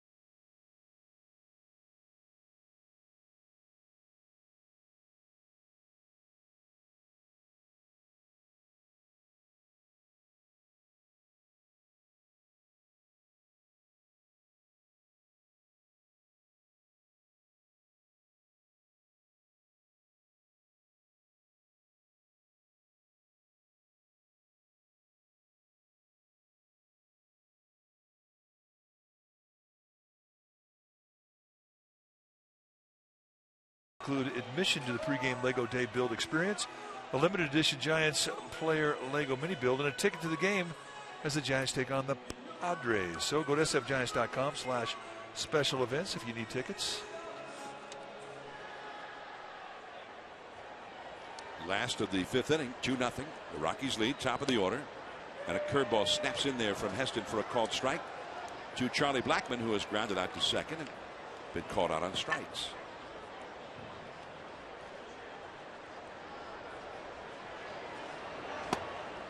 And off the outside with a changeup. Blackmon, Reyes, and Carlos Gonzalez. Heston's kept those first 2 hitters in the lineup off base tonight. And there is Tomlinson. Nice big hop. 1 away. Now between innings, Mike, as they were look behind Pagan there, you see that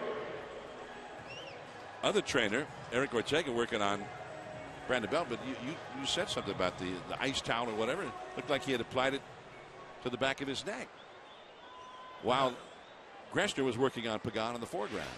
On the back of his neck, put it on his head. He made me have a fever. So Pagan, who appears to have some kind of shoulder issues after that dive back to first base on which they threw him out for the double play. And he may have jammed his shoulder reaching out at the bag. Those bags, they're not bags. That's an old archaic expression. There was a time where the bases were sort of bag-like, but no longer. They're very hard, vulcanized rubber. They don't give. They do not.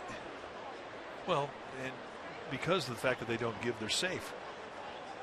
But if you go shoulder first into one of those things, you can hurt yourself. Tomlinson into the shallow outfield, and Reyes is gone. So both Blackmon and Reyes, the top two hitters in the lineup, are now 0 for 3 each. This was the Pagan dive back to first that we're talking about. And he reached out, and as he hit the base, he sort of jarred his shoulder, and there he is taking inventory after the play.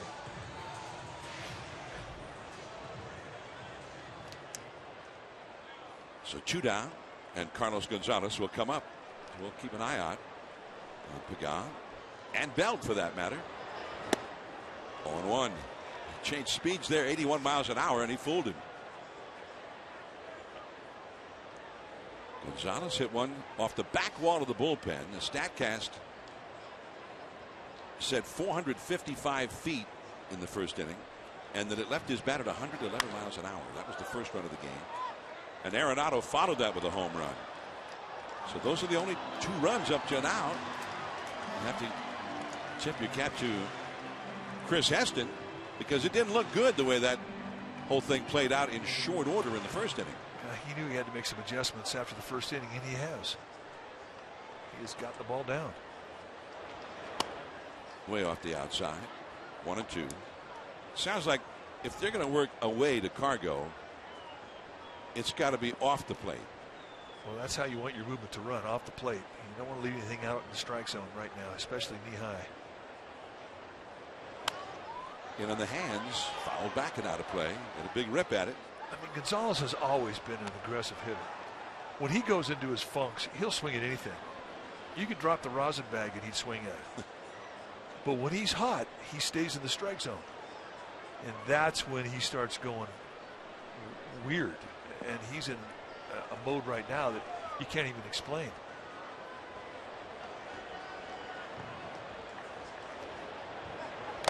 He struck him out. He got him to chase up a little bit out of the strike zone. It's very strong inning for Chris Heston. We go to the 6th. Perez, then Heston coming up.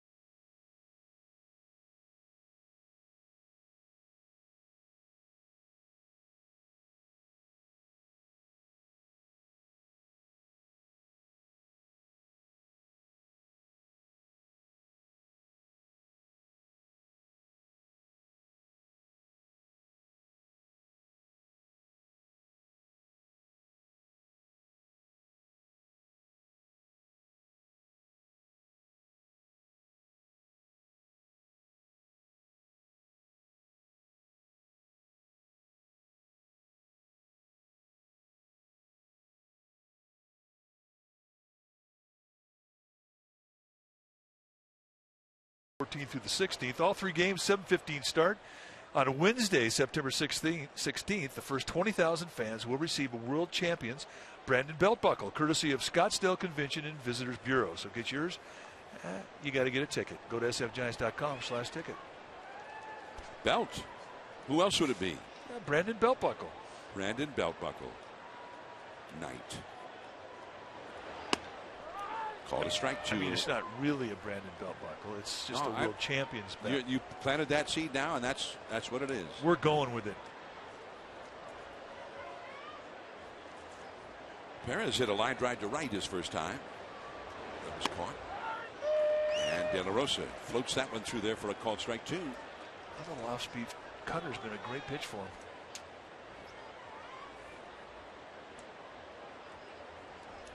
$80 miles an hour, that one. Here's the 0-2 pitch now to Perez. And at 91, he's off the outside. De La Rosa, the Rockies gave him a long-term extension, and he wanted to stay here. You have a pitcher who pitches well here, and he wants to stay here. They sign him up. You were talking earlier about how to get a top big-name pitcher to come here, you have to overpay him. And when they have done that, it didn't work out well. The guys they brought in couldn't wait to get out of here. Yeah. 2-2. The bloop, shallow center, still going. It's in there, base hit.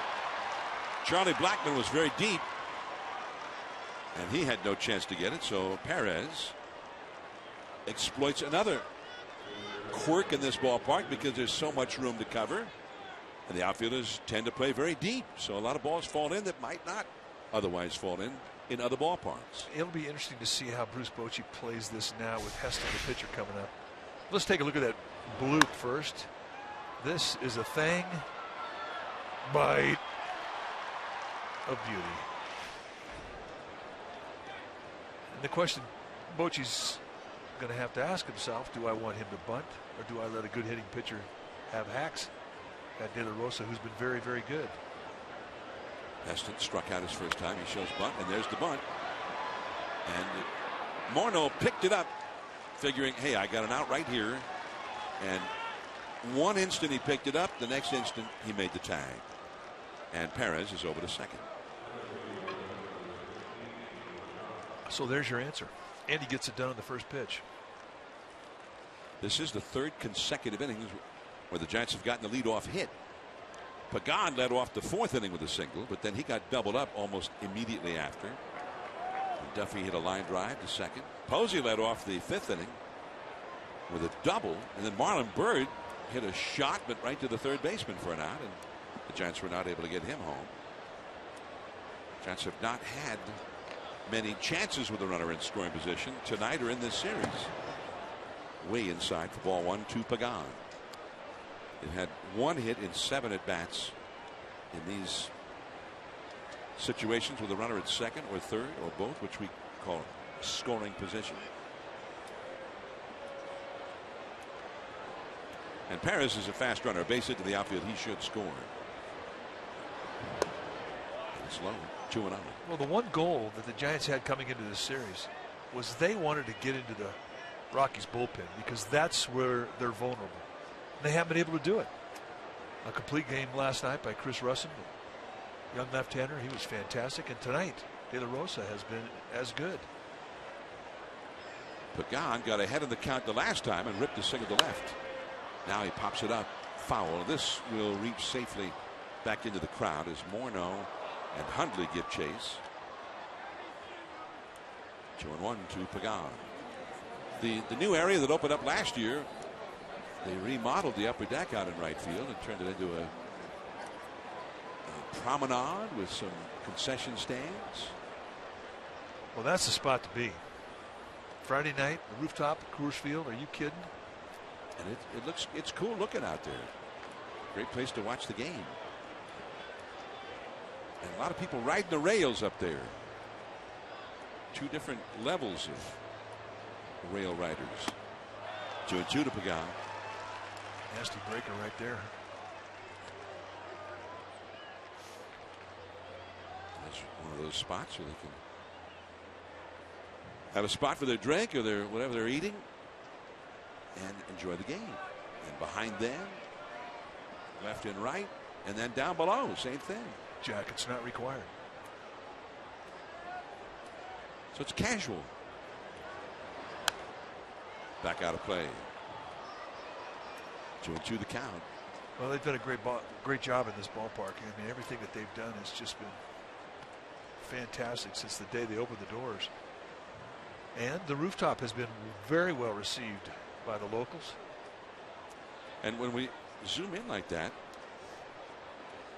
the little kissy face that was going on there, just a little. We can see also that it's raining right now. Nobody cares up there. It's raining. Kiss me. Into center field, base hit. Perez going to be waved by Roberto Kelly, and no throw. The Giants have their first run of the game, and Angel Pagan comes through in the clutch. A nice 2-strike at bat for a money hit.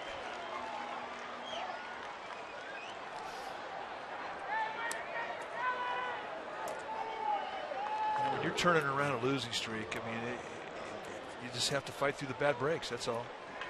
The line drives to get caught with runners in scoring position.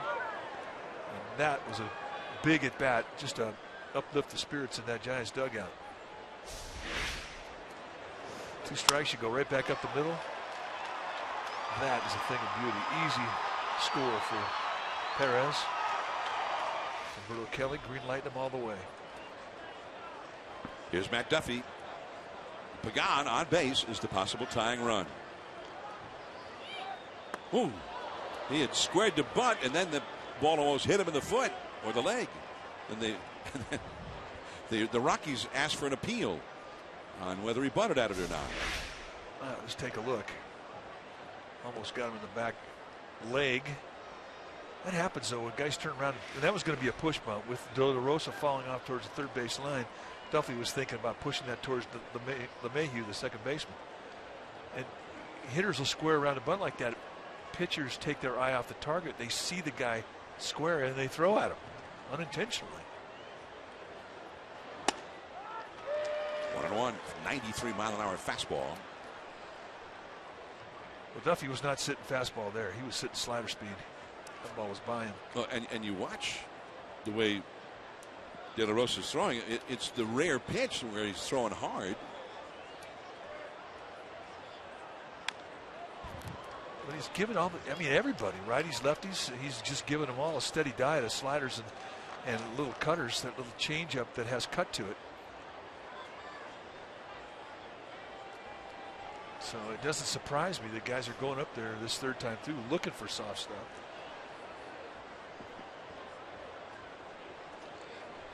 Two to 1, the Giants are trailing. Brandon Belt is on deck. A ball and 2 strikes. And he came back hard, 92 miles an hour. And Duffy off the right field line into the crowd. There's Belt on deck. Pagan at first.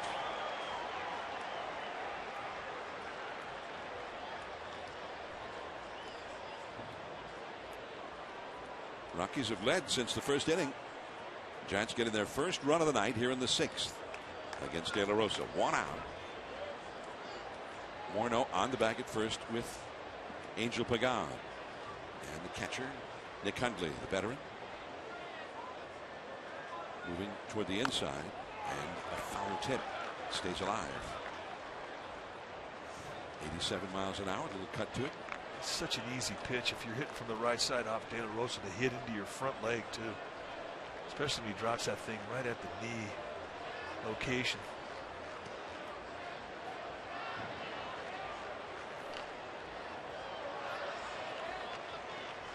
Hundley looking over in the dugout for any instructions from there. Walt Weiss, the manager. And I guess that was the instruction. Pagan easily back. De La Rosa did not look like a guy who likes to make throws to first base on that throw.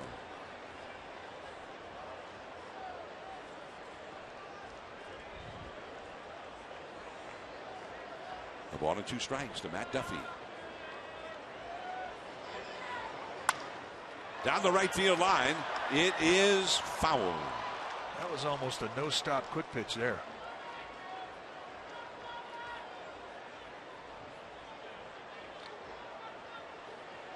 Pitchers, when they are in the set position, they have to come set and to a stop, and he was real close to not stopping. And how far foul was this?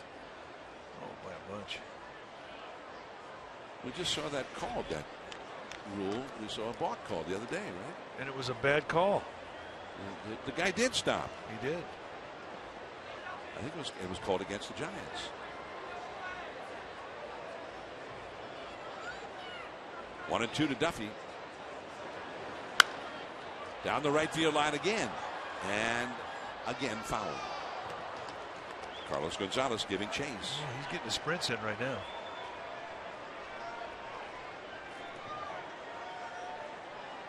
Dodgers in San Diego. That game just getting started. The Dodgers have already scored a run in the first inning there. As Duffy continues to battle it out with De La Rosa. This will be the 8th pitch of this sequence. Base hit to right field. Pagan will stop at second. Gonzalez has a very strong arm. And that was quite a battle. And Duffy prevails, getting the base hit. And that was not a hanger either. He beat a good pitch. This really has become one of the signatures to his style of hitting. He'll take that knee-high location on the outside corner and just rifle it through a hole on the right side. Just great bat head control. And now Steve Foster, the Rockies pitching coach, will go to the mound to confer with De La Rosa. The meeting on the mound brought to you by Ring Central. Business communications made simple.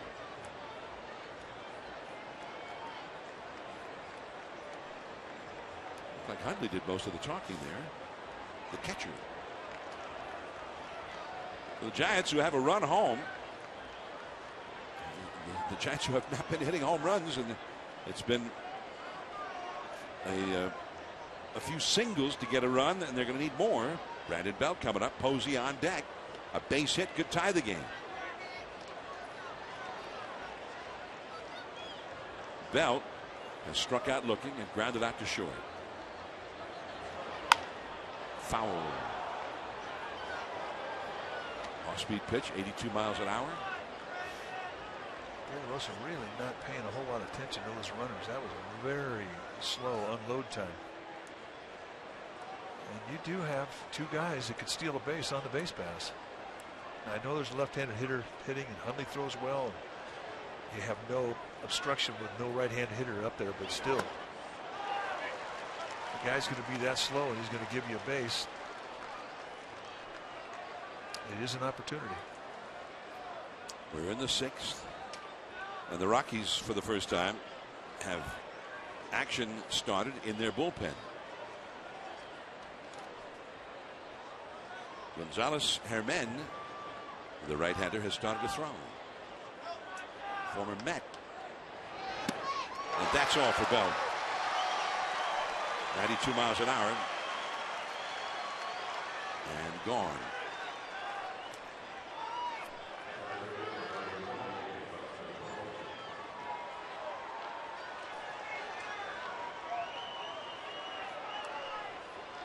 Well, the last two hitters, Belt 3 swings and down, and then Duffy before him. And between the two of them, 9 consecutive pitches at which Giant hitters have swung. Because Duffy fouled off several before he drilled the single into right. Now here's Buster Posey, who has popped up and drilled a long double off the center field wall. Changeup is low. Nibbling the outside corner. 2 outs, he's got a base to play with. I mean, of all the Giants hitters, the guy that's had the best lifetime history against De La Rosa is in the box right now. So De La Rosa does not have to give him much to hit here. For the strike.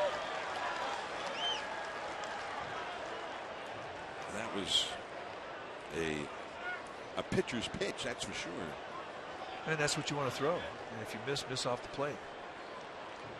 That was the 25th pitch thrown in this inning for De La Rosa. The first real stressful inning that he's had. Okay, did that hit him?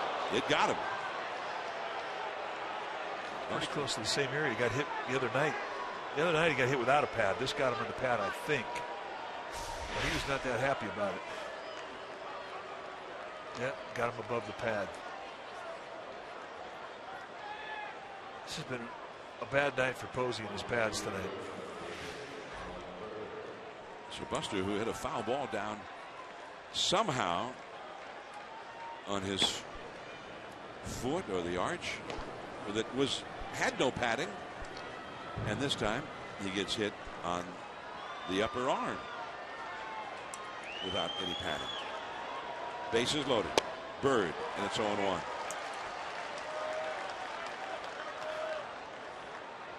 Pagan at third, Duffy at second. Duffy is the possible go-ahead run, and Posey at first. And Bird, who has been the great RBI man for the Giants since his acquisition, he's looking to snap out of an 0 for 15 right here.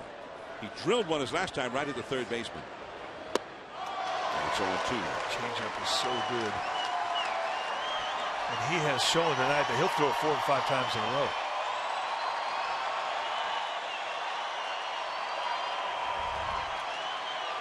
So 2 quick strikes to Marlon Bird with the bases loaded. The Giants trailing 2-1 with 2 down here in the 6th. Pagan, Duffy, and Posey, the runners from third base back to first.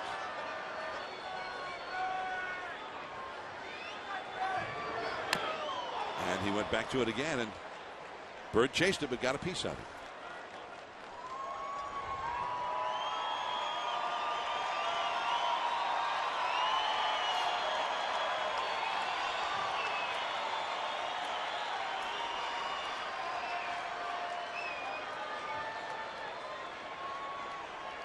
Rockies infield playing Bird to pull. The second baseman is almost behind second. The outfield shaded toward right. Struck him out. And after all of that off-speed stuff, 93 miles an hour to blow him away. The Giants get just the one.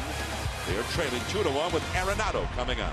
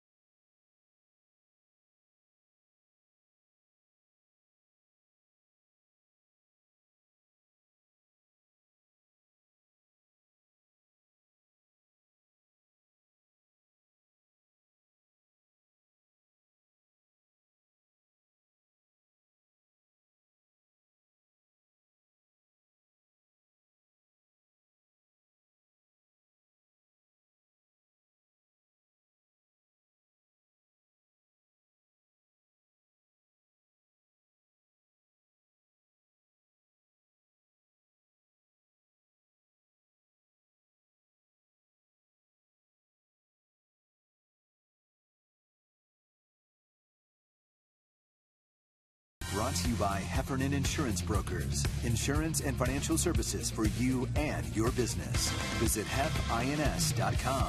And by Xfinity, home of the most live sports.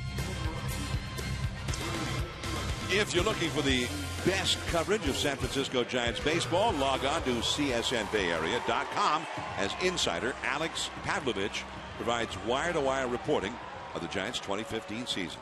With breaking news, video, special features, and more, only on csnbayarea.com.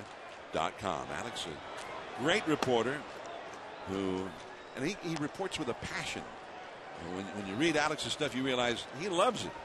And he gives you everything you'd ever want to know, stuff you even didn't know you wanted to know about true. the Giants. It's absolutely true. Check him out. 2-1, Colorado leading. Smile. Do you think those people don't realize Arenado was out? That they came to the ballpark and the guy who's hit a home run in 5 straight games is batting? Man, he was not swinging for an opposite field single on that hack, 2-0.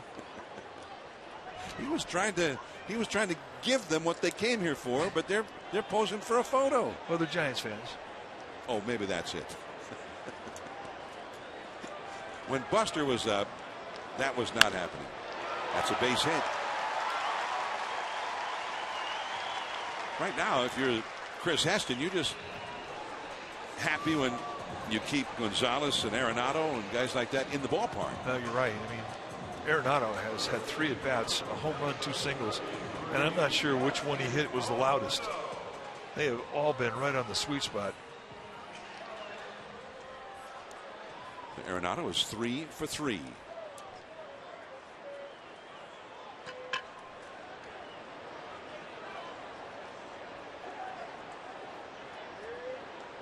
Justin Morneau at the plate as Arenado is back to first. Eric Young, senior, the first base coach for Colorado. Great base dealer as a player. EY. Just off the inside, ball 1 to Morneau, who singled to center and flied out to shallow left as Hunter Strickland is getting ready in the bullpen. Bullpen coach Mark Gardner alongside out there in the Christmas tree farm.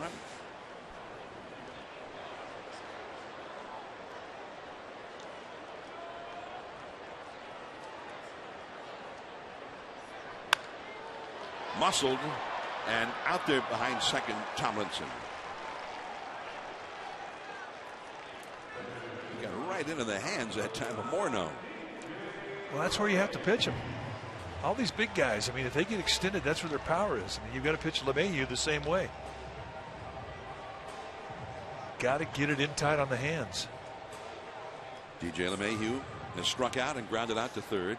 He began the day tied for 5th in the National League in batting average, having his best season, which when he's hitting .320 and you add in that he's a Gold Glove caliber second baseman, that's pretty good.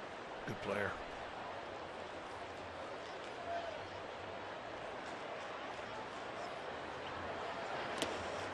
Nice save there by Buster Posey, keeping Arenado at first base. You know, every once in a while, Buster Posey will remind you that he was an old shortstop.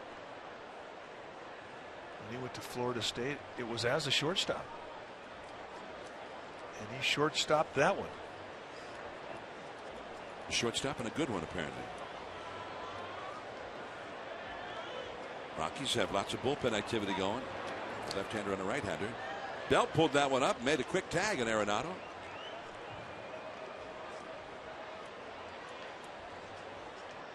So the Rocky bullpen is so busy here. You wonder if it's the end of De La Rosa's night. Yeah, really.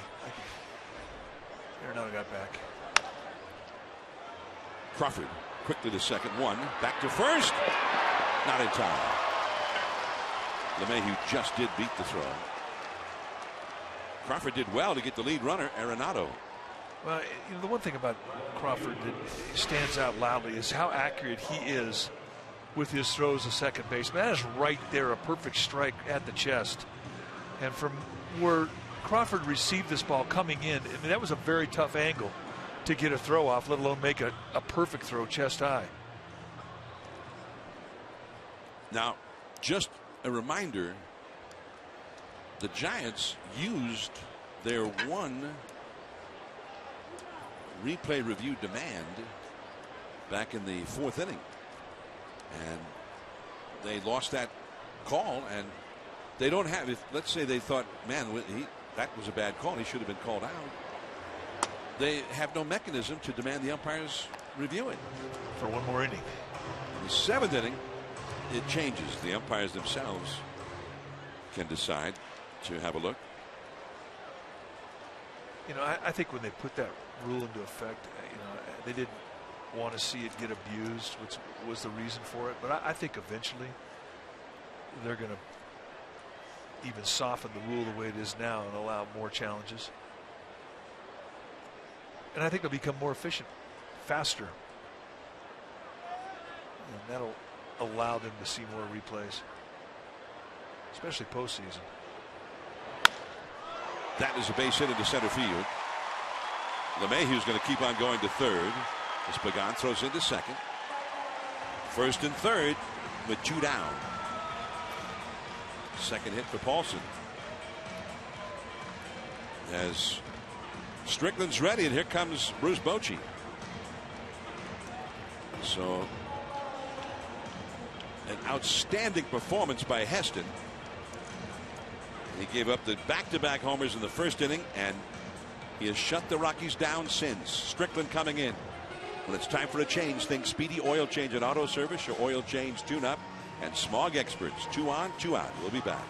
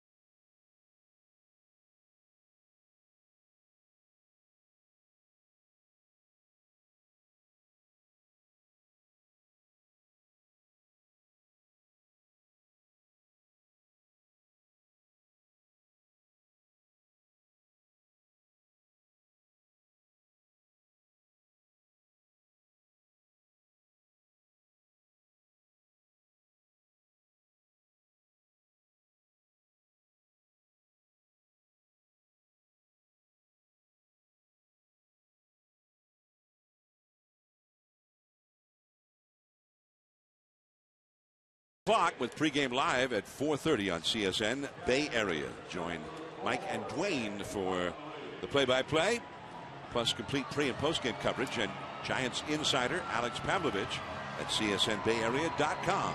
The home of the authentic Giants fan is CSN. There's Strickland.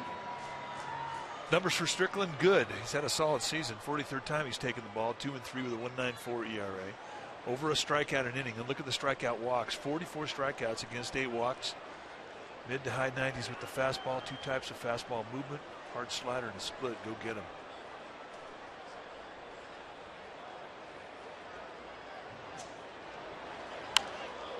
Out of play, Huntley, who has grounded into a double play and walked. 99-mile-an-hour fastball. Strickland's velocity has just been off the charts his last several outings. And Huntley was looking for one thing and one thing only. High octane fastballs up, and he got one, and he was late. It was in this ballpark last September that Hunter Strickland made his major league debut and made it very impressively.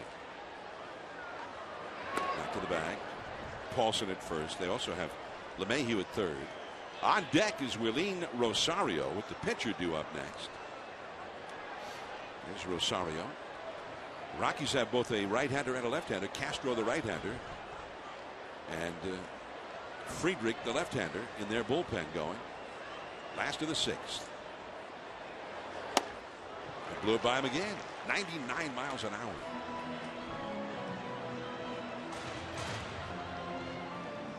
There's Friedrich, number 53. And that's Castro, the right-hander, number 46. So big moment here. The Giants scratched and clawed their way to a run in the first half of this inning. They don't want to give it back. 0-2. piece of that one to stay alive. 99 again, 3 99s in a row. This last one in an 0-2 count with perfect location. Huntley did well to catch a piece of that one. The one thing about Hunter Strickland where he really needs to tighten it up are these situations here where a guy's throwing 3 straight fastballs, slider in the dirt set up, but oftentimes he'll leave that slider in the strike zone, and that's one thing that he has to tighten up as he progresses in his career.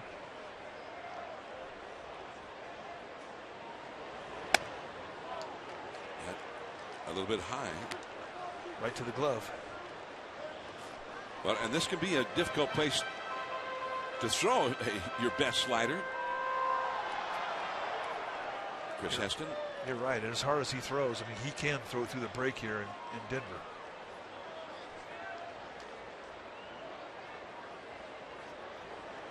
Posey staying with the fastball outside. And a foul off the first base side into the second deck. 1 ball, 2 strikes. 2 on, 2 out. Rockies 2, Giants 1. LeMahieu at third. Paulson at first. Belt on the bag with him. Giants outfield seeing Hundley having trouble getting around to that fastball. They're playing him to swing late toward the right field side a bit. Hundley, who's in the midst of his best season by far as a hitter. .303 batting average. Struck him out at 99. Good work by Strickland. On to the 7th. Crawford. Then Tomlinson coming up. 2-1 Rockies. Dwayne Kuiper coming back from the radio.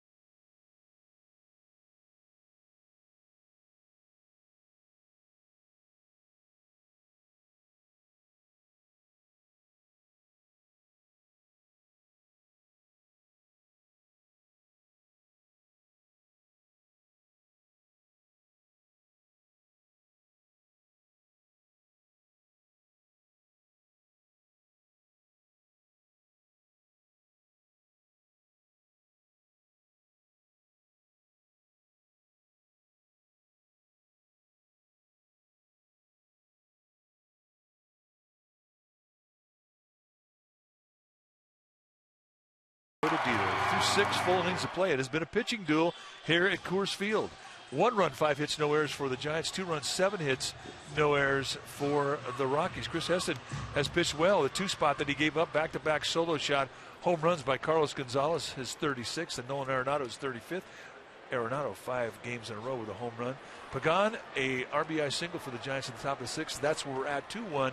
Rockies top of the 7th. Here again, Dwayne Kuiper. All right, thanks, Mike. And it'll be Crawford to lead things off. Yeah, maybe she'll have that sign. It said, I wish my mom was a Giants fan, but she could change that before the game's over. Barnes is now in left field.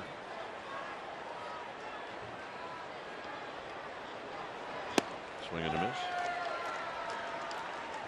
That's the one pitch that Crawford has not been able to pick up tonight. No, it has really given him problems. Actually, both Crawford or both Brandons.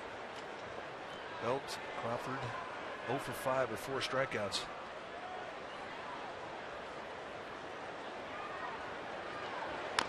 Tap foul.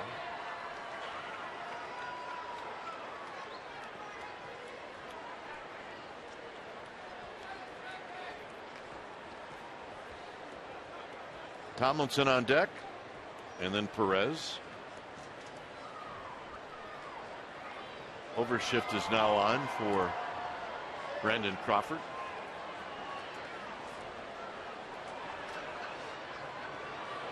Outside and low, 1-2.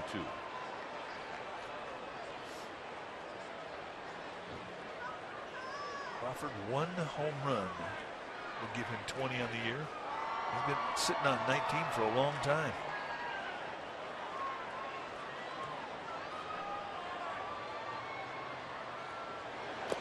Two and two.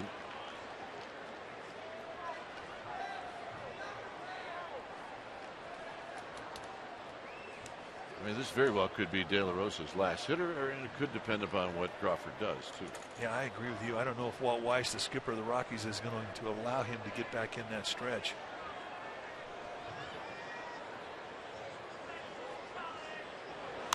Foul back. Overshift. Arenado playing short.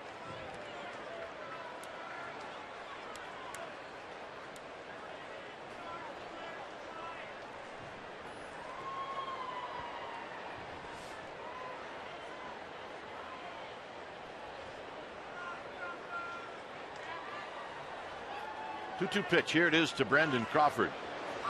Got him again. Oh, went down below the strike zone and he chased. So that's a hat trick for Crawford. Well, a reminder, Sunday, September 13th is Yoga Day at the park, presented by Anu Footwear. Your special event package will include a game ticket to see the Giants take on the Padres, a yoga-themed Giants tank top, and access to the post-game on-field yoga session led by avid yoga instructor Janet Stone. Go to sfgiants.com/special events and check it out. So here's Tomlinson. Tomlinson with a pitch outside for a ball, 1-0.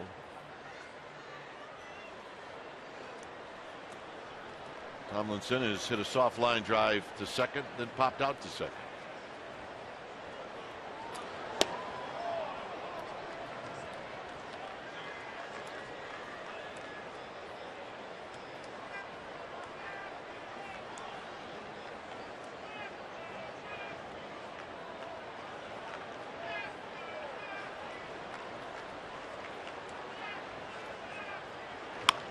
Little flare into center field. That'll be a base hit.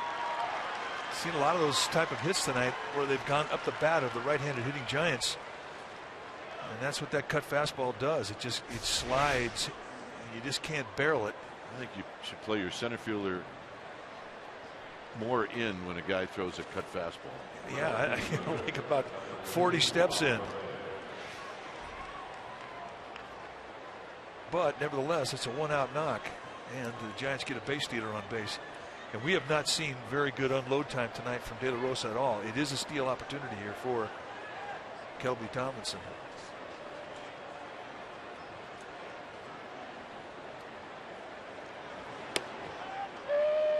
Perez dumped one into center field in the sixth.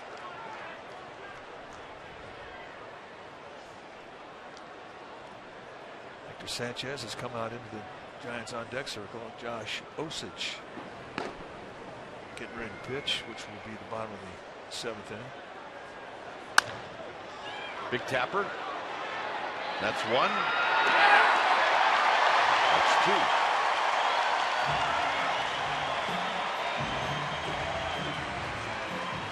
And they're going to kind of take a look at it, maybe. Well, why not? Nothing to lose. Down a run. That's a big runner if you can have the review turn the play your way. Close. Now, I'm not sure Bruce Bochy went out to even talk about the play at first. So that is indeed going to end the inning, as Perez clearly out. So bottom of the seventh coming up. It remains 2-1. Congratulations.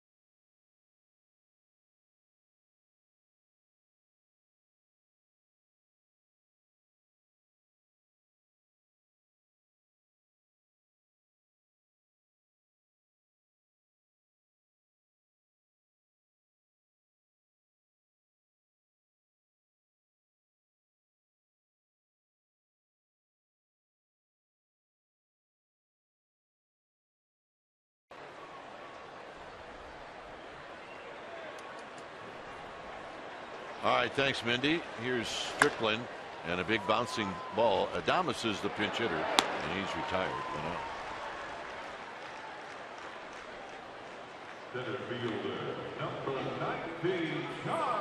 So here's Blackman,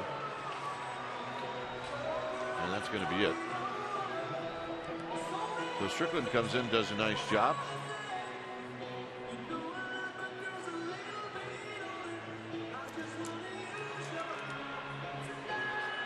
And it's going to be Josh Osich. When it's time for a change, think Speedy Oil Change and Auto Service.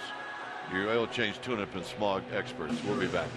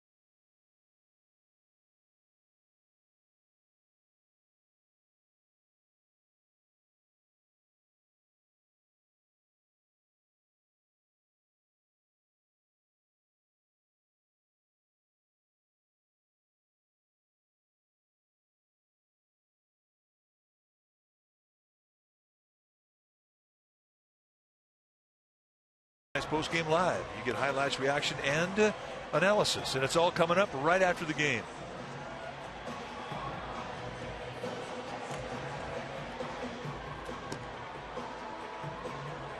And Josh Osich now into pitch to Charlie Blackman. 22nd game he's come into. A real solid addition to the Giants bullpen. 1-0 with a 1.56 ERA. 16 strikeouts against 5 walks and 17 and a third. You get mid to high 90s velocity with a slider and a change up. He'll throw every one of those pitches in any count. On the double switch, Blanco, who will now hit the 9th spot, goes to left field. Juan Perez out of the game. Pitching spot's the 8th spot in the lineup. First pitch strike. Not bad. You got a guy that throws 99 and then bring in a lefty, throws 97. See it around the league, though. It's all over the place. Every day.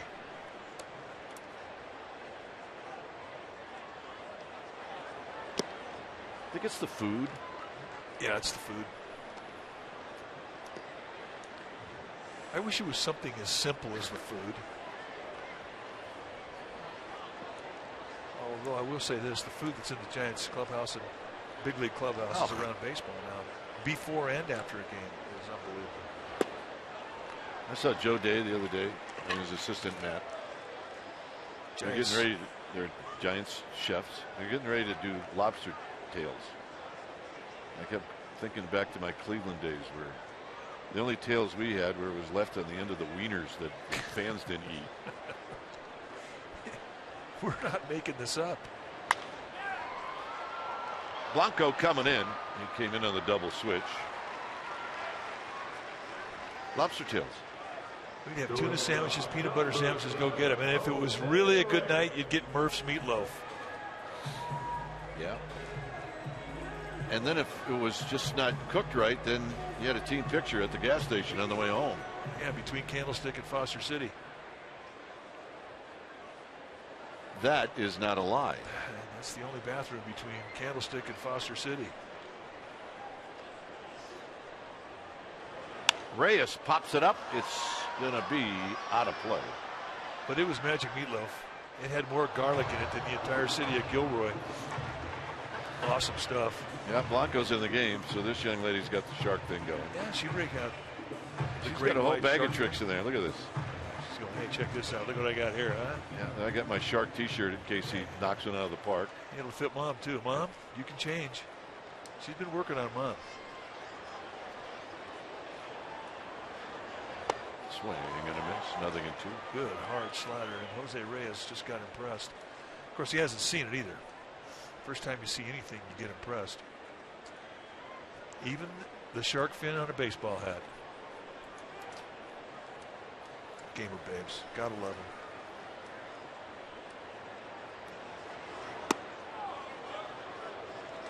Good idea. If he's going to swing at one, go see if he'll throw another one and swing at it. It's 1 and 2.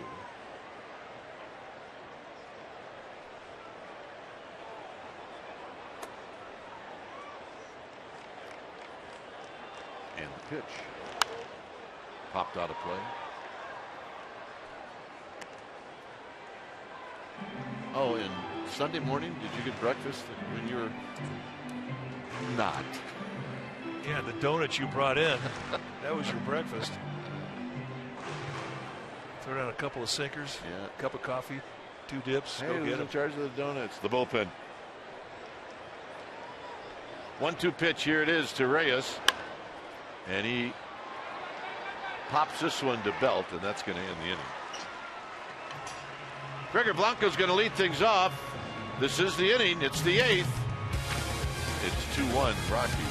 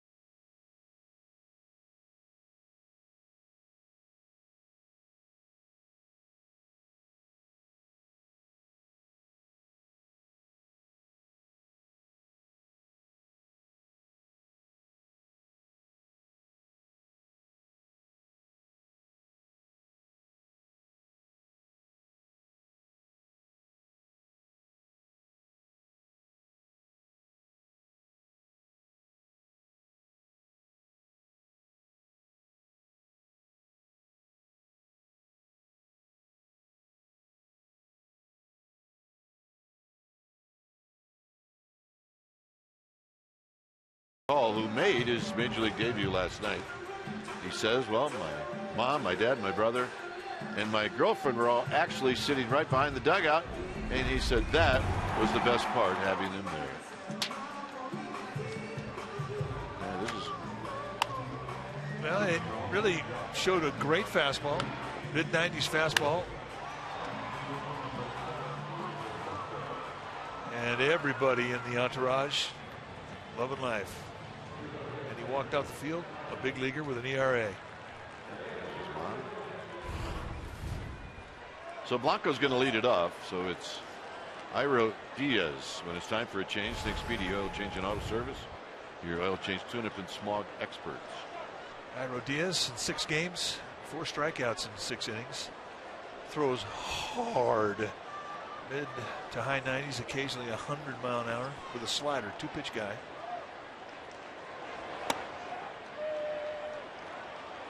And opens it up with an 89 mile an hour slider, more of a cutter than a slider. Came over to the Rockies in the Josh Rutledge trade last year. Originally signed with the Angels. This is over by the Giants dugout, and it's going to be out of play.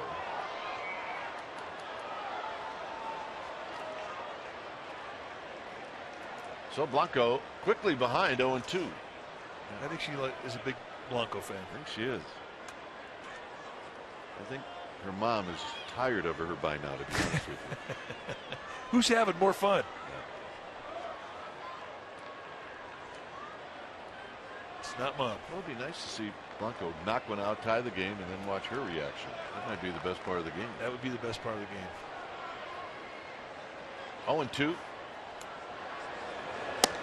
1-2. Or have Diaz hit Blanco and watch her charge the mound. You know what? That could happen. That could happen. She's got some guns. 1 ball and 2 strikes. Into center field. It's going to carry right out to Blackman.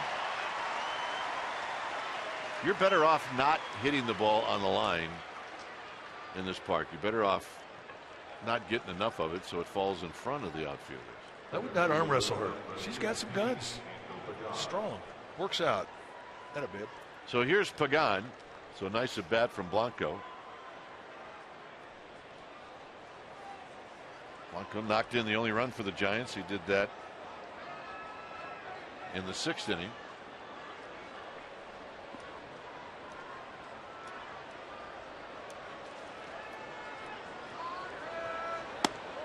And he takes it wide, 1-0. Not by much.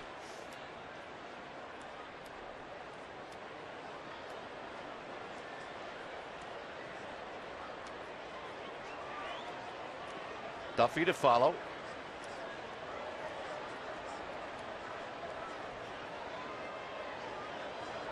And the strike. So he comes back, took a little off, 1 ball and 1 strike. 91-mile-an-hour cutter. He does not lack for stuff, but it's all hard stuff. We have not seen anything off speed. Split, changeup. It's been fastball, cutter.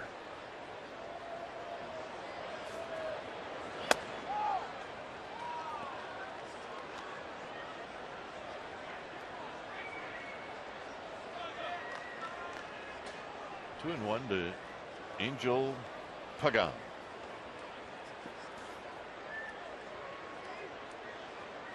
Getty talking it over with Buster Posey. 3 and 1.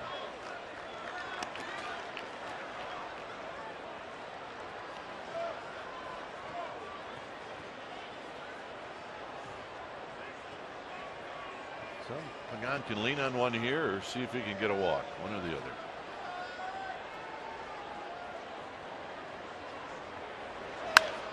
Goes the other way. And Barnes makes the catch, 2 outs. And that'll bring up Duffy.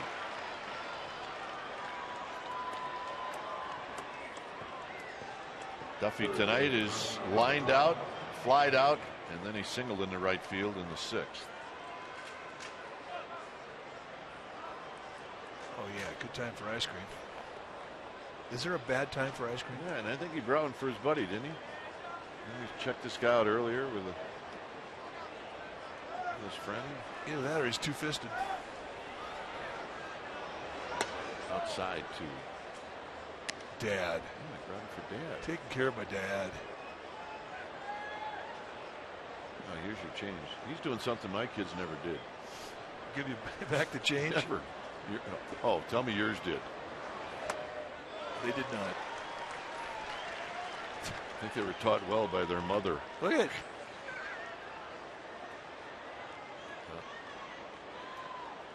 I bet he kept the 10. What do you think? Right now, the old man does not care. Out of play, 1 and 2. He's eating that ice cream like he's going to the electric chair.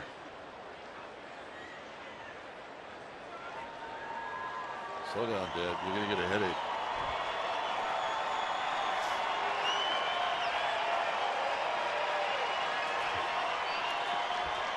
One and 2. He went right to 5th gear. Wow. Up the middle and a base hit. He can hit. So Duffy with a base hit, and that'll bring up Brandon Belt.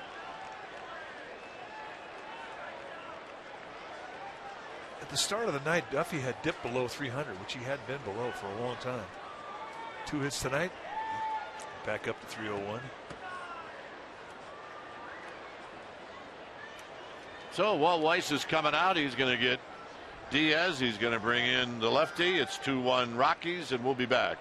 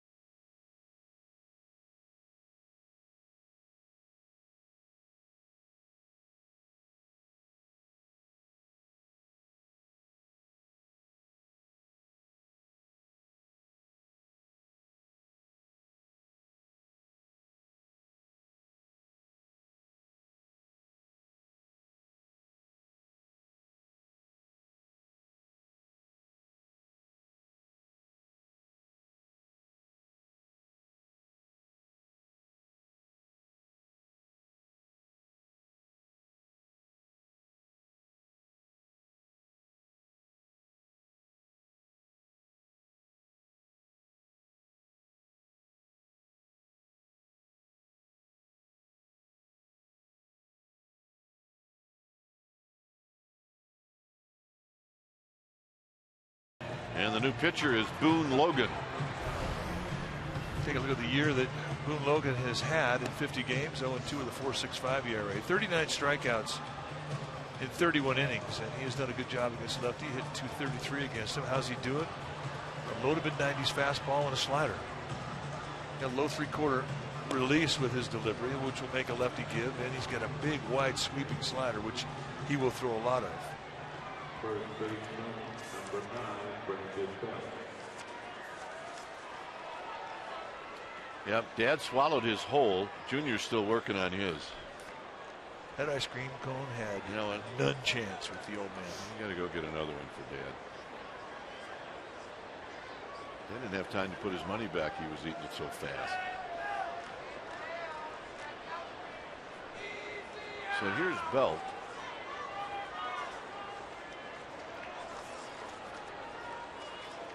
Belt is 0 for 3. Look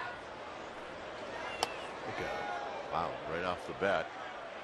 0-1, or make it 1-0.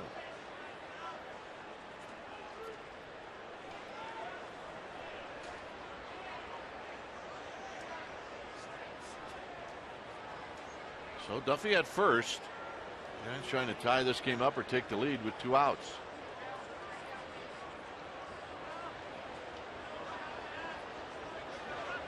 Duffy goes, swinging a foul back. He had it stolen. He had it hit, maybe standing up. That was a great jump. At this point, Belt's had a rough night. He's not going to wait around and take a pitch, although it's not such a bad idea. Duffy was halfway there when Belt fouled the ball off.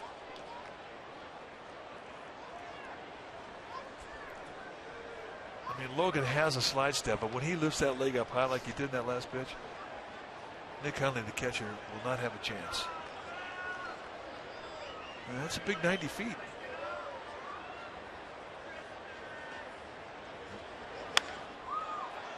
And this is at LeMahieu, and that's going to end the inning. A lot of soft line drives tonight. Bottom of the 8th coming up.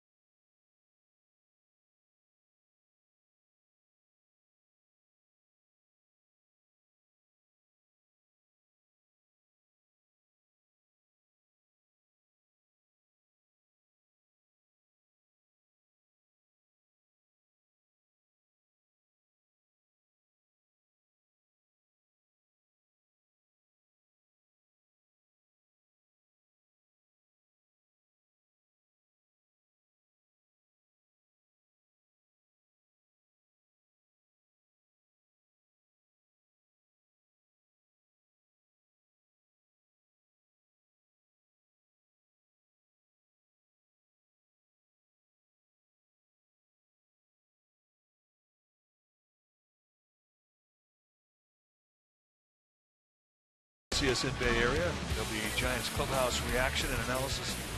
The National League playoff chase will be updated, and Matt Maiocco will talk to you about the 49ers cuts that were made today. All that and more on Sportsnet Central right after post-game live.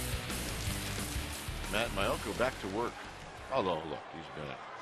Now it's starting to count. Yep, now it's starting to count. Now Matt's going to have to be really correct, where during preseason he can be kind of correct. Here's Gonzalez facing Josh Osich. No balls and 1 strike. He was going to hack no matter what. Look for their hard stuff, get it, and hack. Straight away and deep.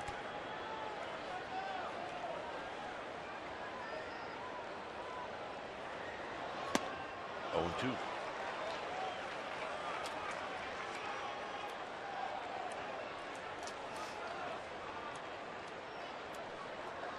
Fastball, slider.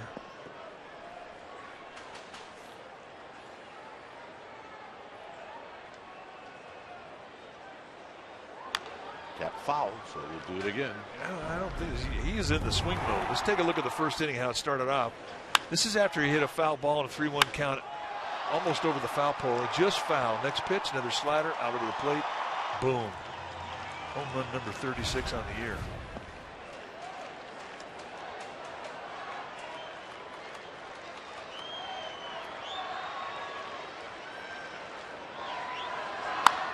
Hit on the ground, foul. Well, that was a changeup. He's not taking. Well, I think he realizes that this guy's much different than what he's faced in this series. And if it's close, he's going to swing. He is. Break a ball outside here, fastball away, and he will hack.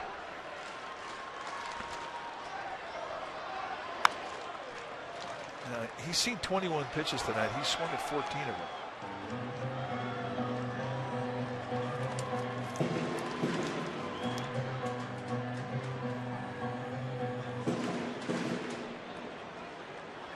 Swing mode. So Osich slowing it down. Suppose he wants this one way off the plate away.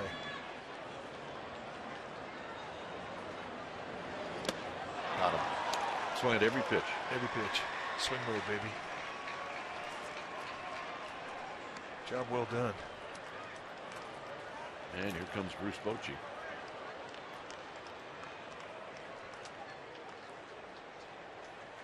Hey, when it's time for a change, thanks Speedy Oil Change and Auto Service, your oil change tune-up and smog experts. We'll be back.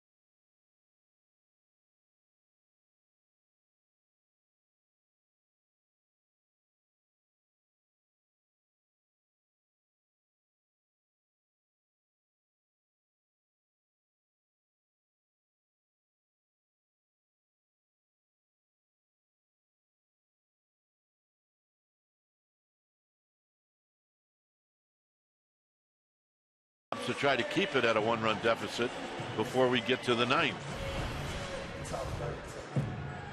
So Sergio Romo being summoned out of the bullpen to face the right-handed hitting Nolan Arenado.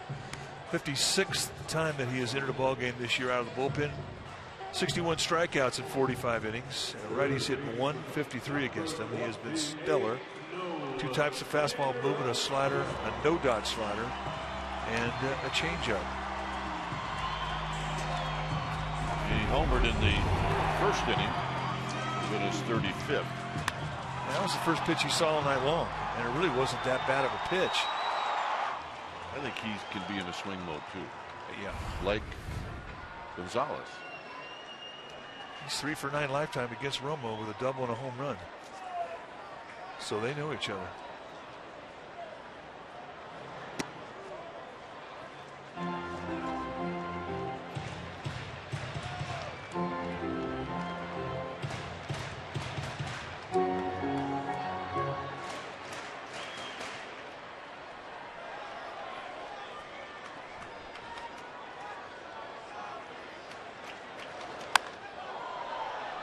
Skies this one to left, and it's going to be out of play. That was a Sergio Romo hanger, and he didn't hang that pitch very often. But that was one. This is up and in, and everything that has been missed up, he's been smothering. Well, as hot as Arenado's been, I think we're just surprised that ball didn't go out of the park.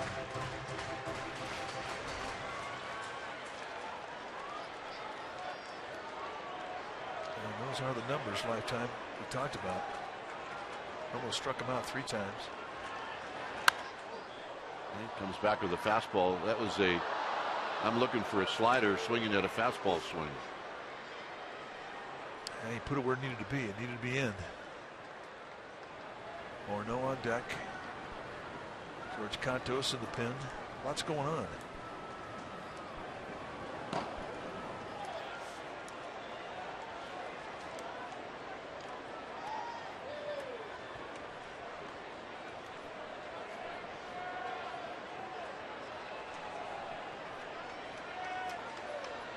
So it's 1-2.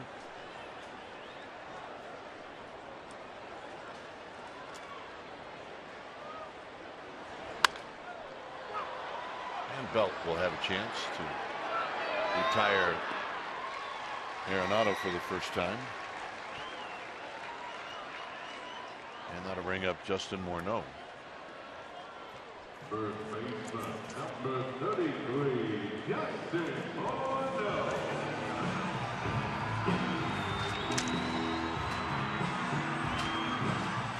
Jed Jerko just hit a home run, so the Padres lead the Dodgers 3-2. He's our favorite player tonight. Here's Morneau, who's 1 for 3. Drives this one towards the gap, but moving over is Blanco, and that's going to end the inning. So it's the 9th, and it's Buster Posey to lead things off. It's 2-1 Colorado.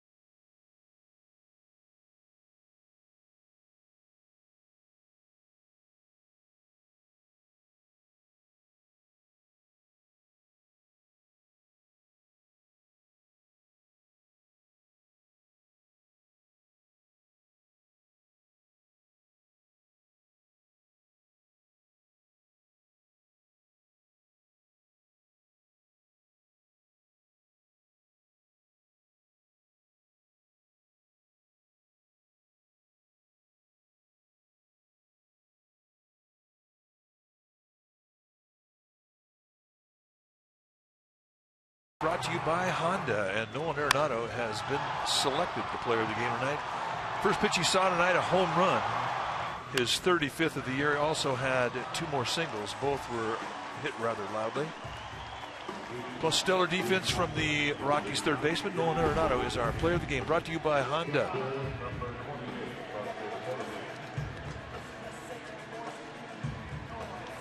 John Axford now comes into the ball game for the Rockies. He is their closer. Let's take a look at the numbers. 18 saves and 23 opportunities, 47 strikeouts and 44 and a third, 24 walks. However, he can be a bit wild. 49th time he's come in, you'll see a mid to high 90s fastball. It's pretty straight. He's got a high 3/4 release with a good curveball slider combination and some funkiness to his delivery. And Buster Posey will lead it off. He's 1 for 2.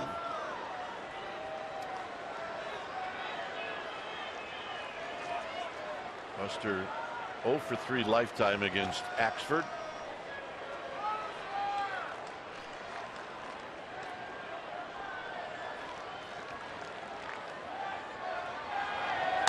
And fastball high. Actually not a fastball. Slider, I think. Axford, a tall guy, 6'5", 220, from Ontario, Canada.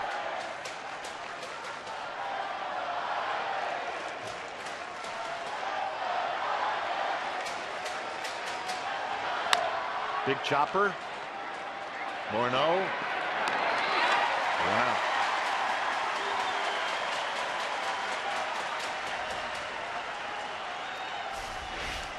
It's not an easy play either for Morneau. He was playing off the base.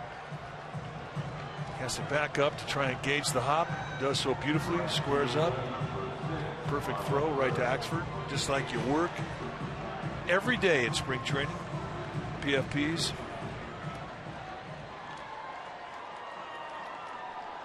So here's Bird, who's 0 for 3.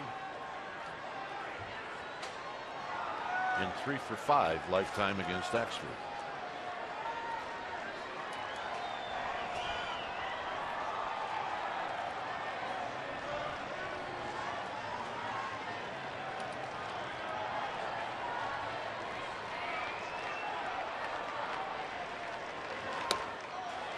Tardy, no balls and 1 strike.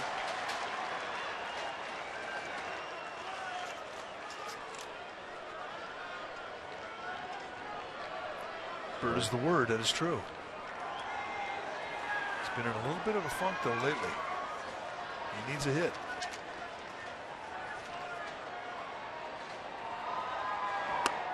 Oh, 2.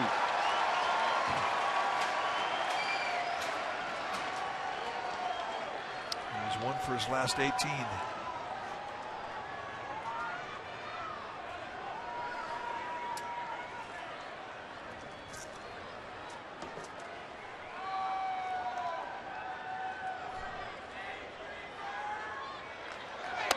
And he takes that pitch high, so it's 1 and 2. That's not an easy take either. Guy throwing that hard, you got to start it a little bit early, and it's easy to chase that one above the letters.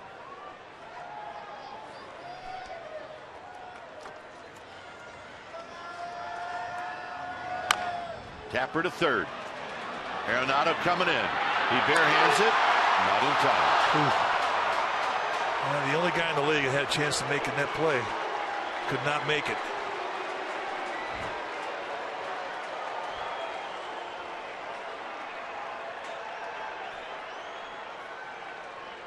Well, I didn't think that he had a shot at even making it close.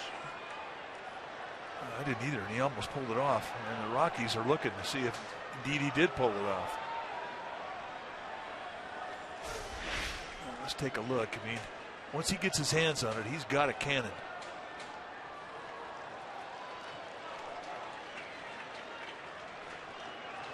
I mean, the Rockies have nothing to lose by looking at it. He beats it out. This will not get changed. That's a base hit. So this replay review is presented by Xfinity.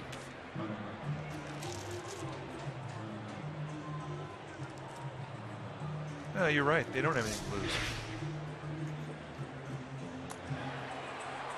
But That's not going to get turned.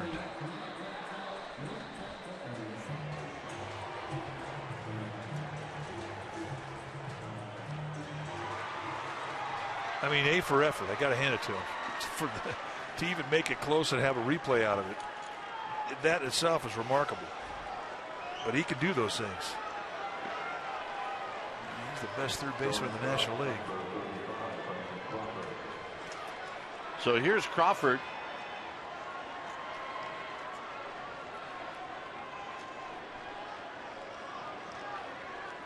Crawford has struck out 3 times.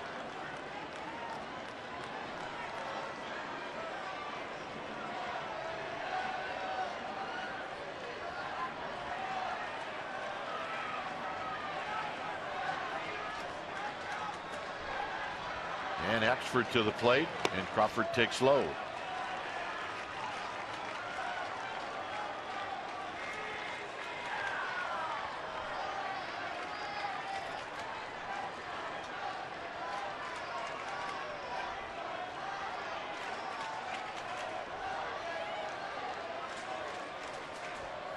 Crawford, plenty of power. They pinch the gaps, give him the lines on both sides of the field.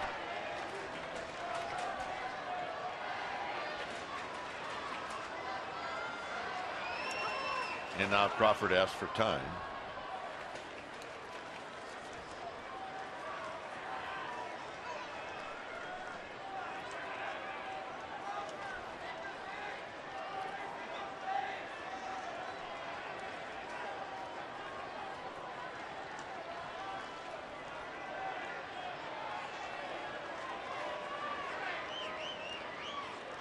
Axford the high set. And the pitch. And Crawford takes low, and Bird thought about it. Took a couple of steps and then thought better, and I think he thought wisely. Ball kicked away from Hundley, but not very far. He kept the ball in front of him. Fastball in the dirt, toughest one to block, and really the Rockies catch a break. That could have kicked away just as easily as it stayed right out in front of Hundley.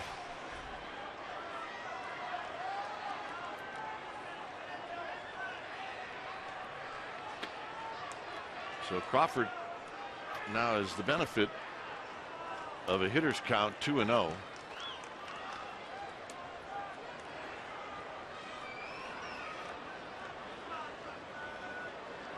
And the pitch. And there's a strike, so it's 2-1.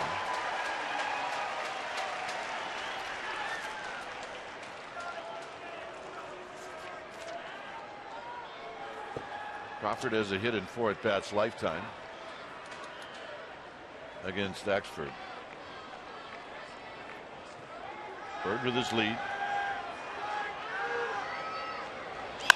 On the ground sharply to third. And that's the ball game.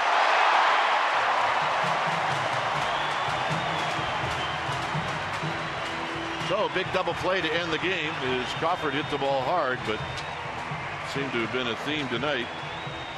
And the Giants now will head into tomorrow looking for a win. They've lost 7 straight.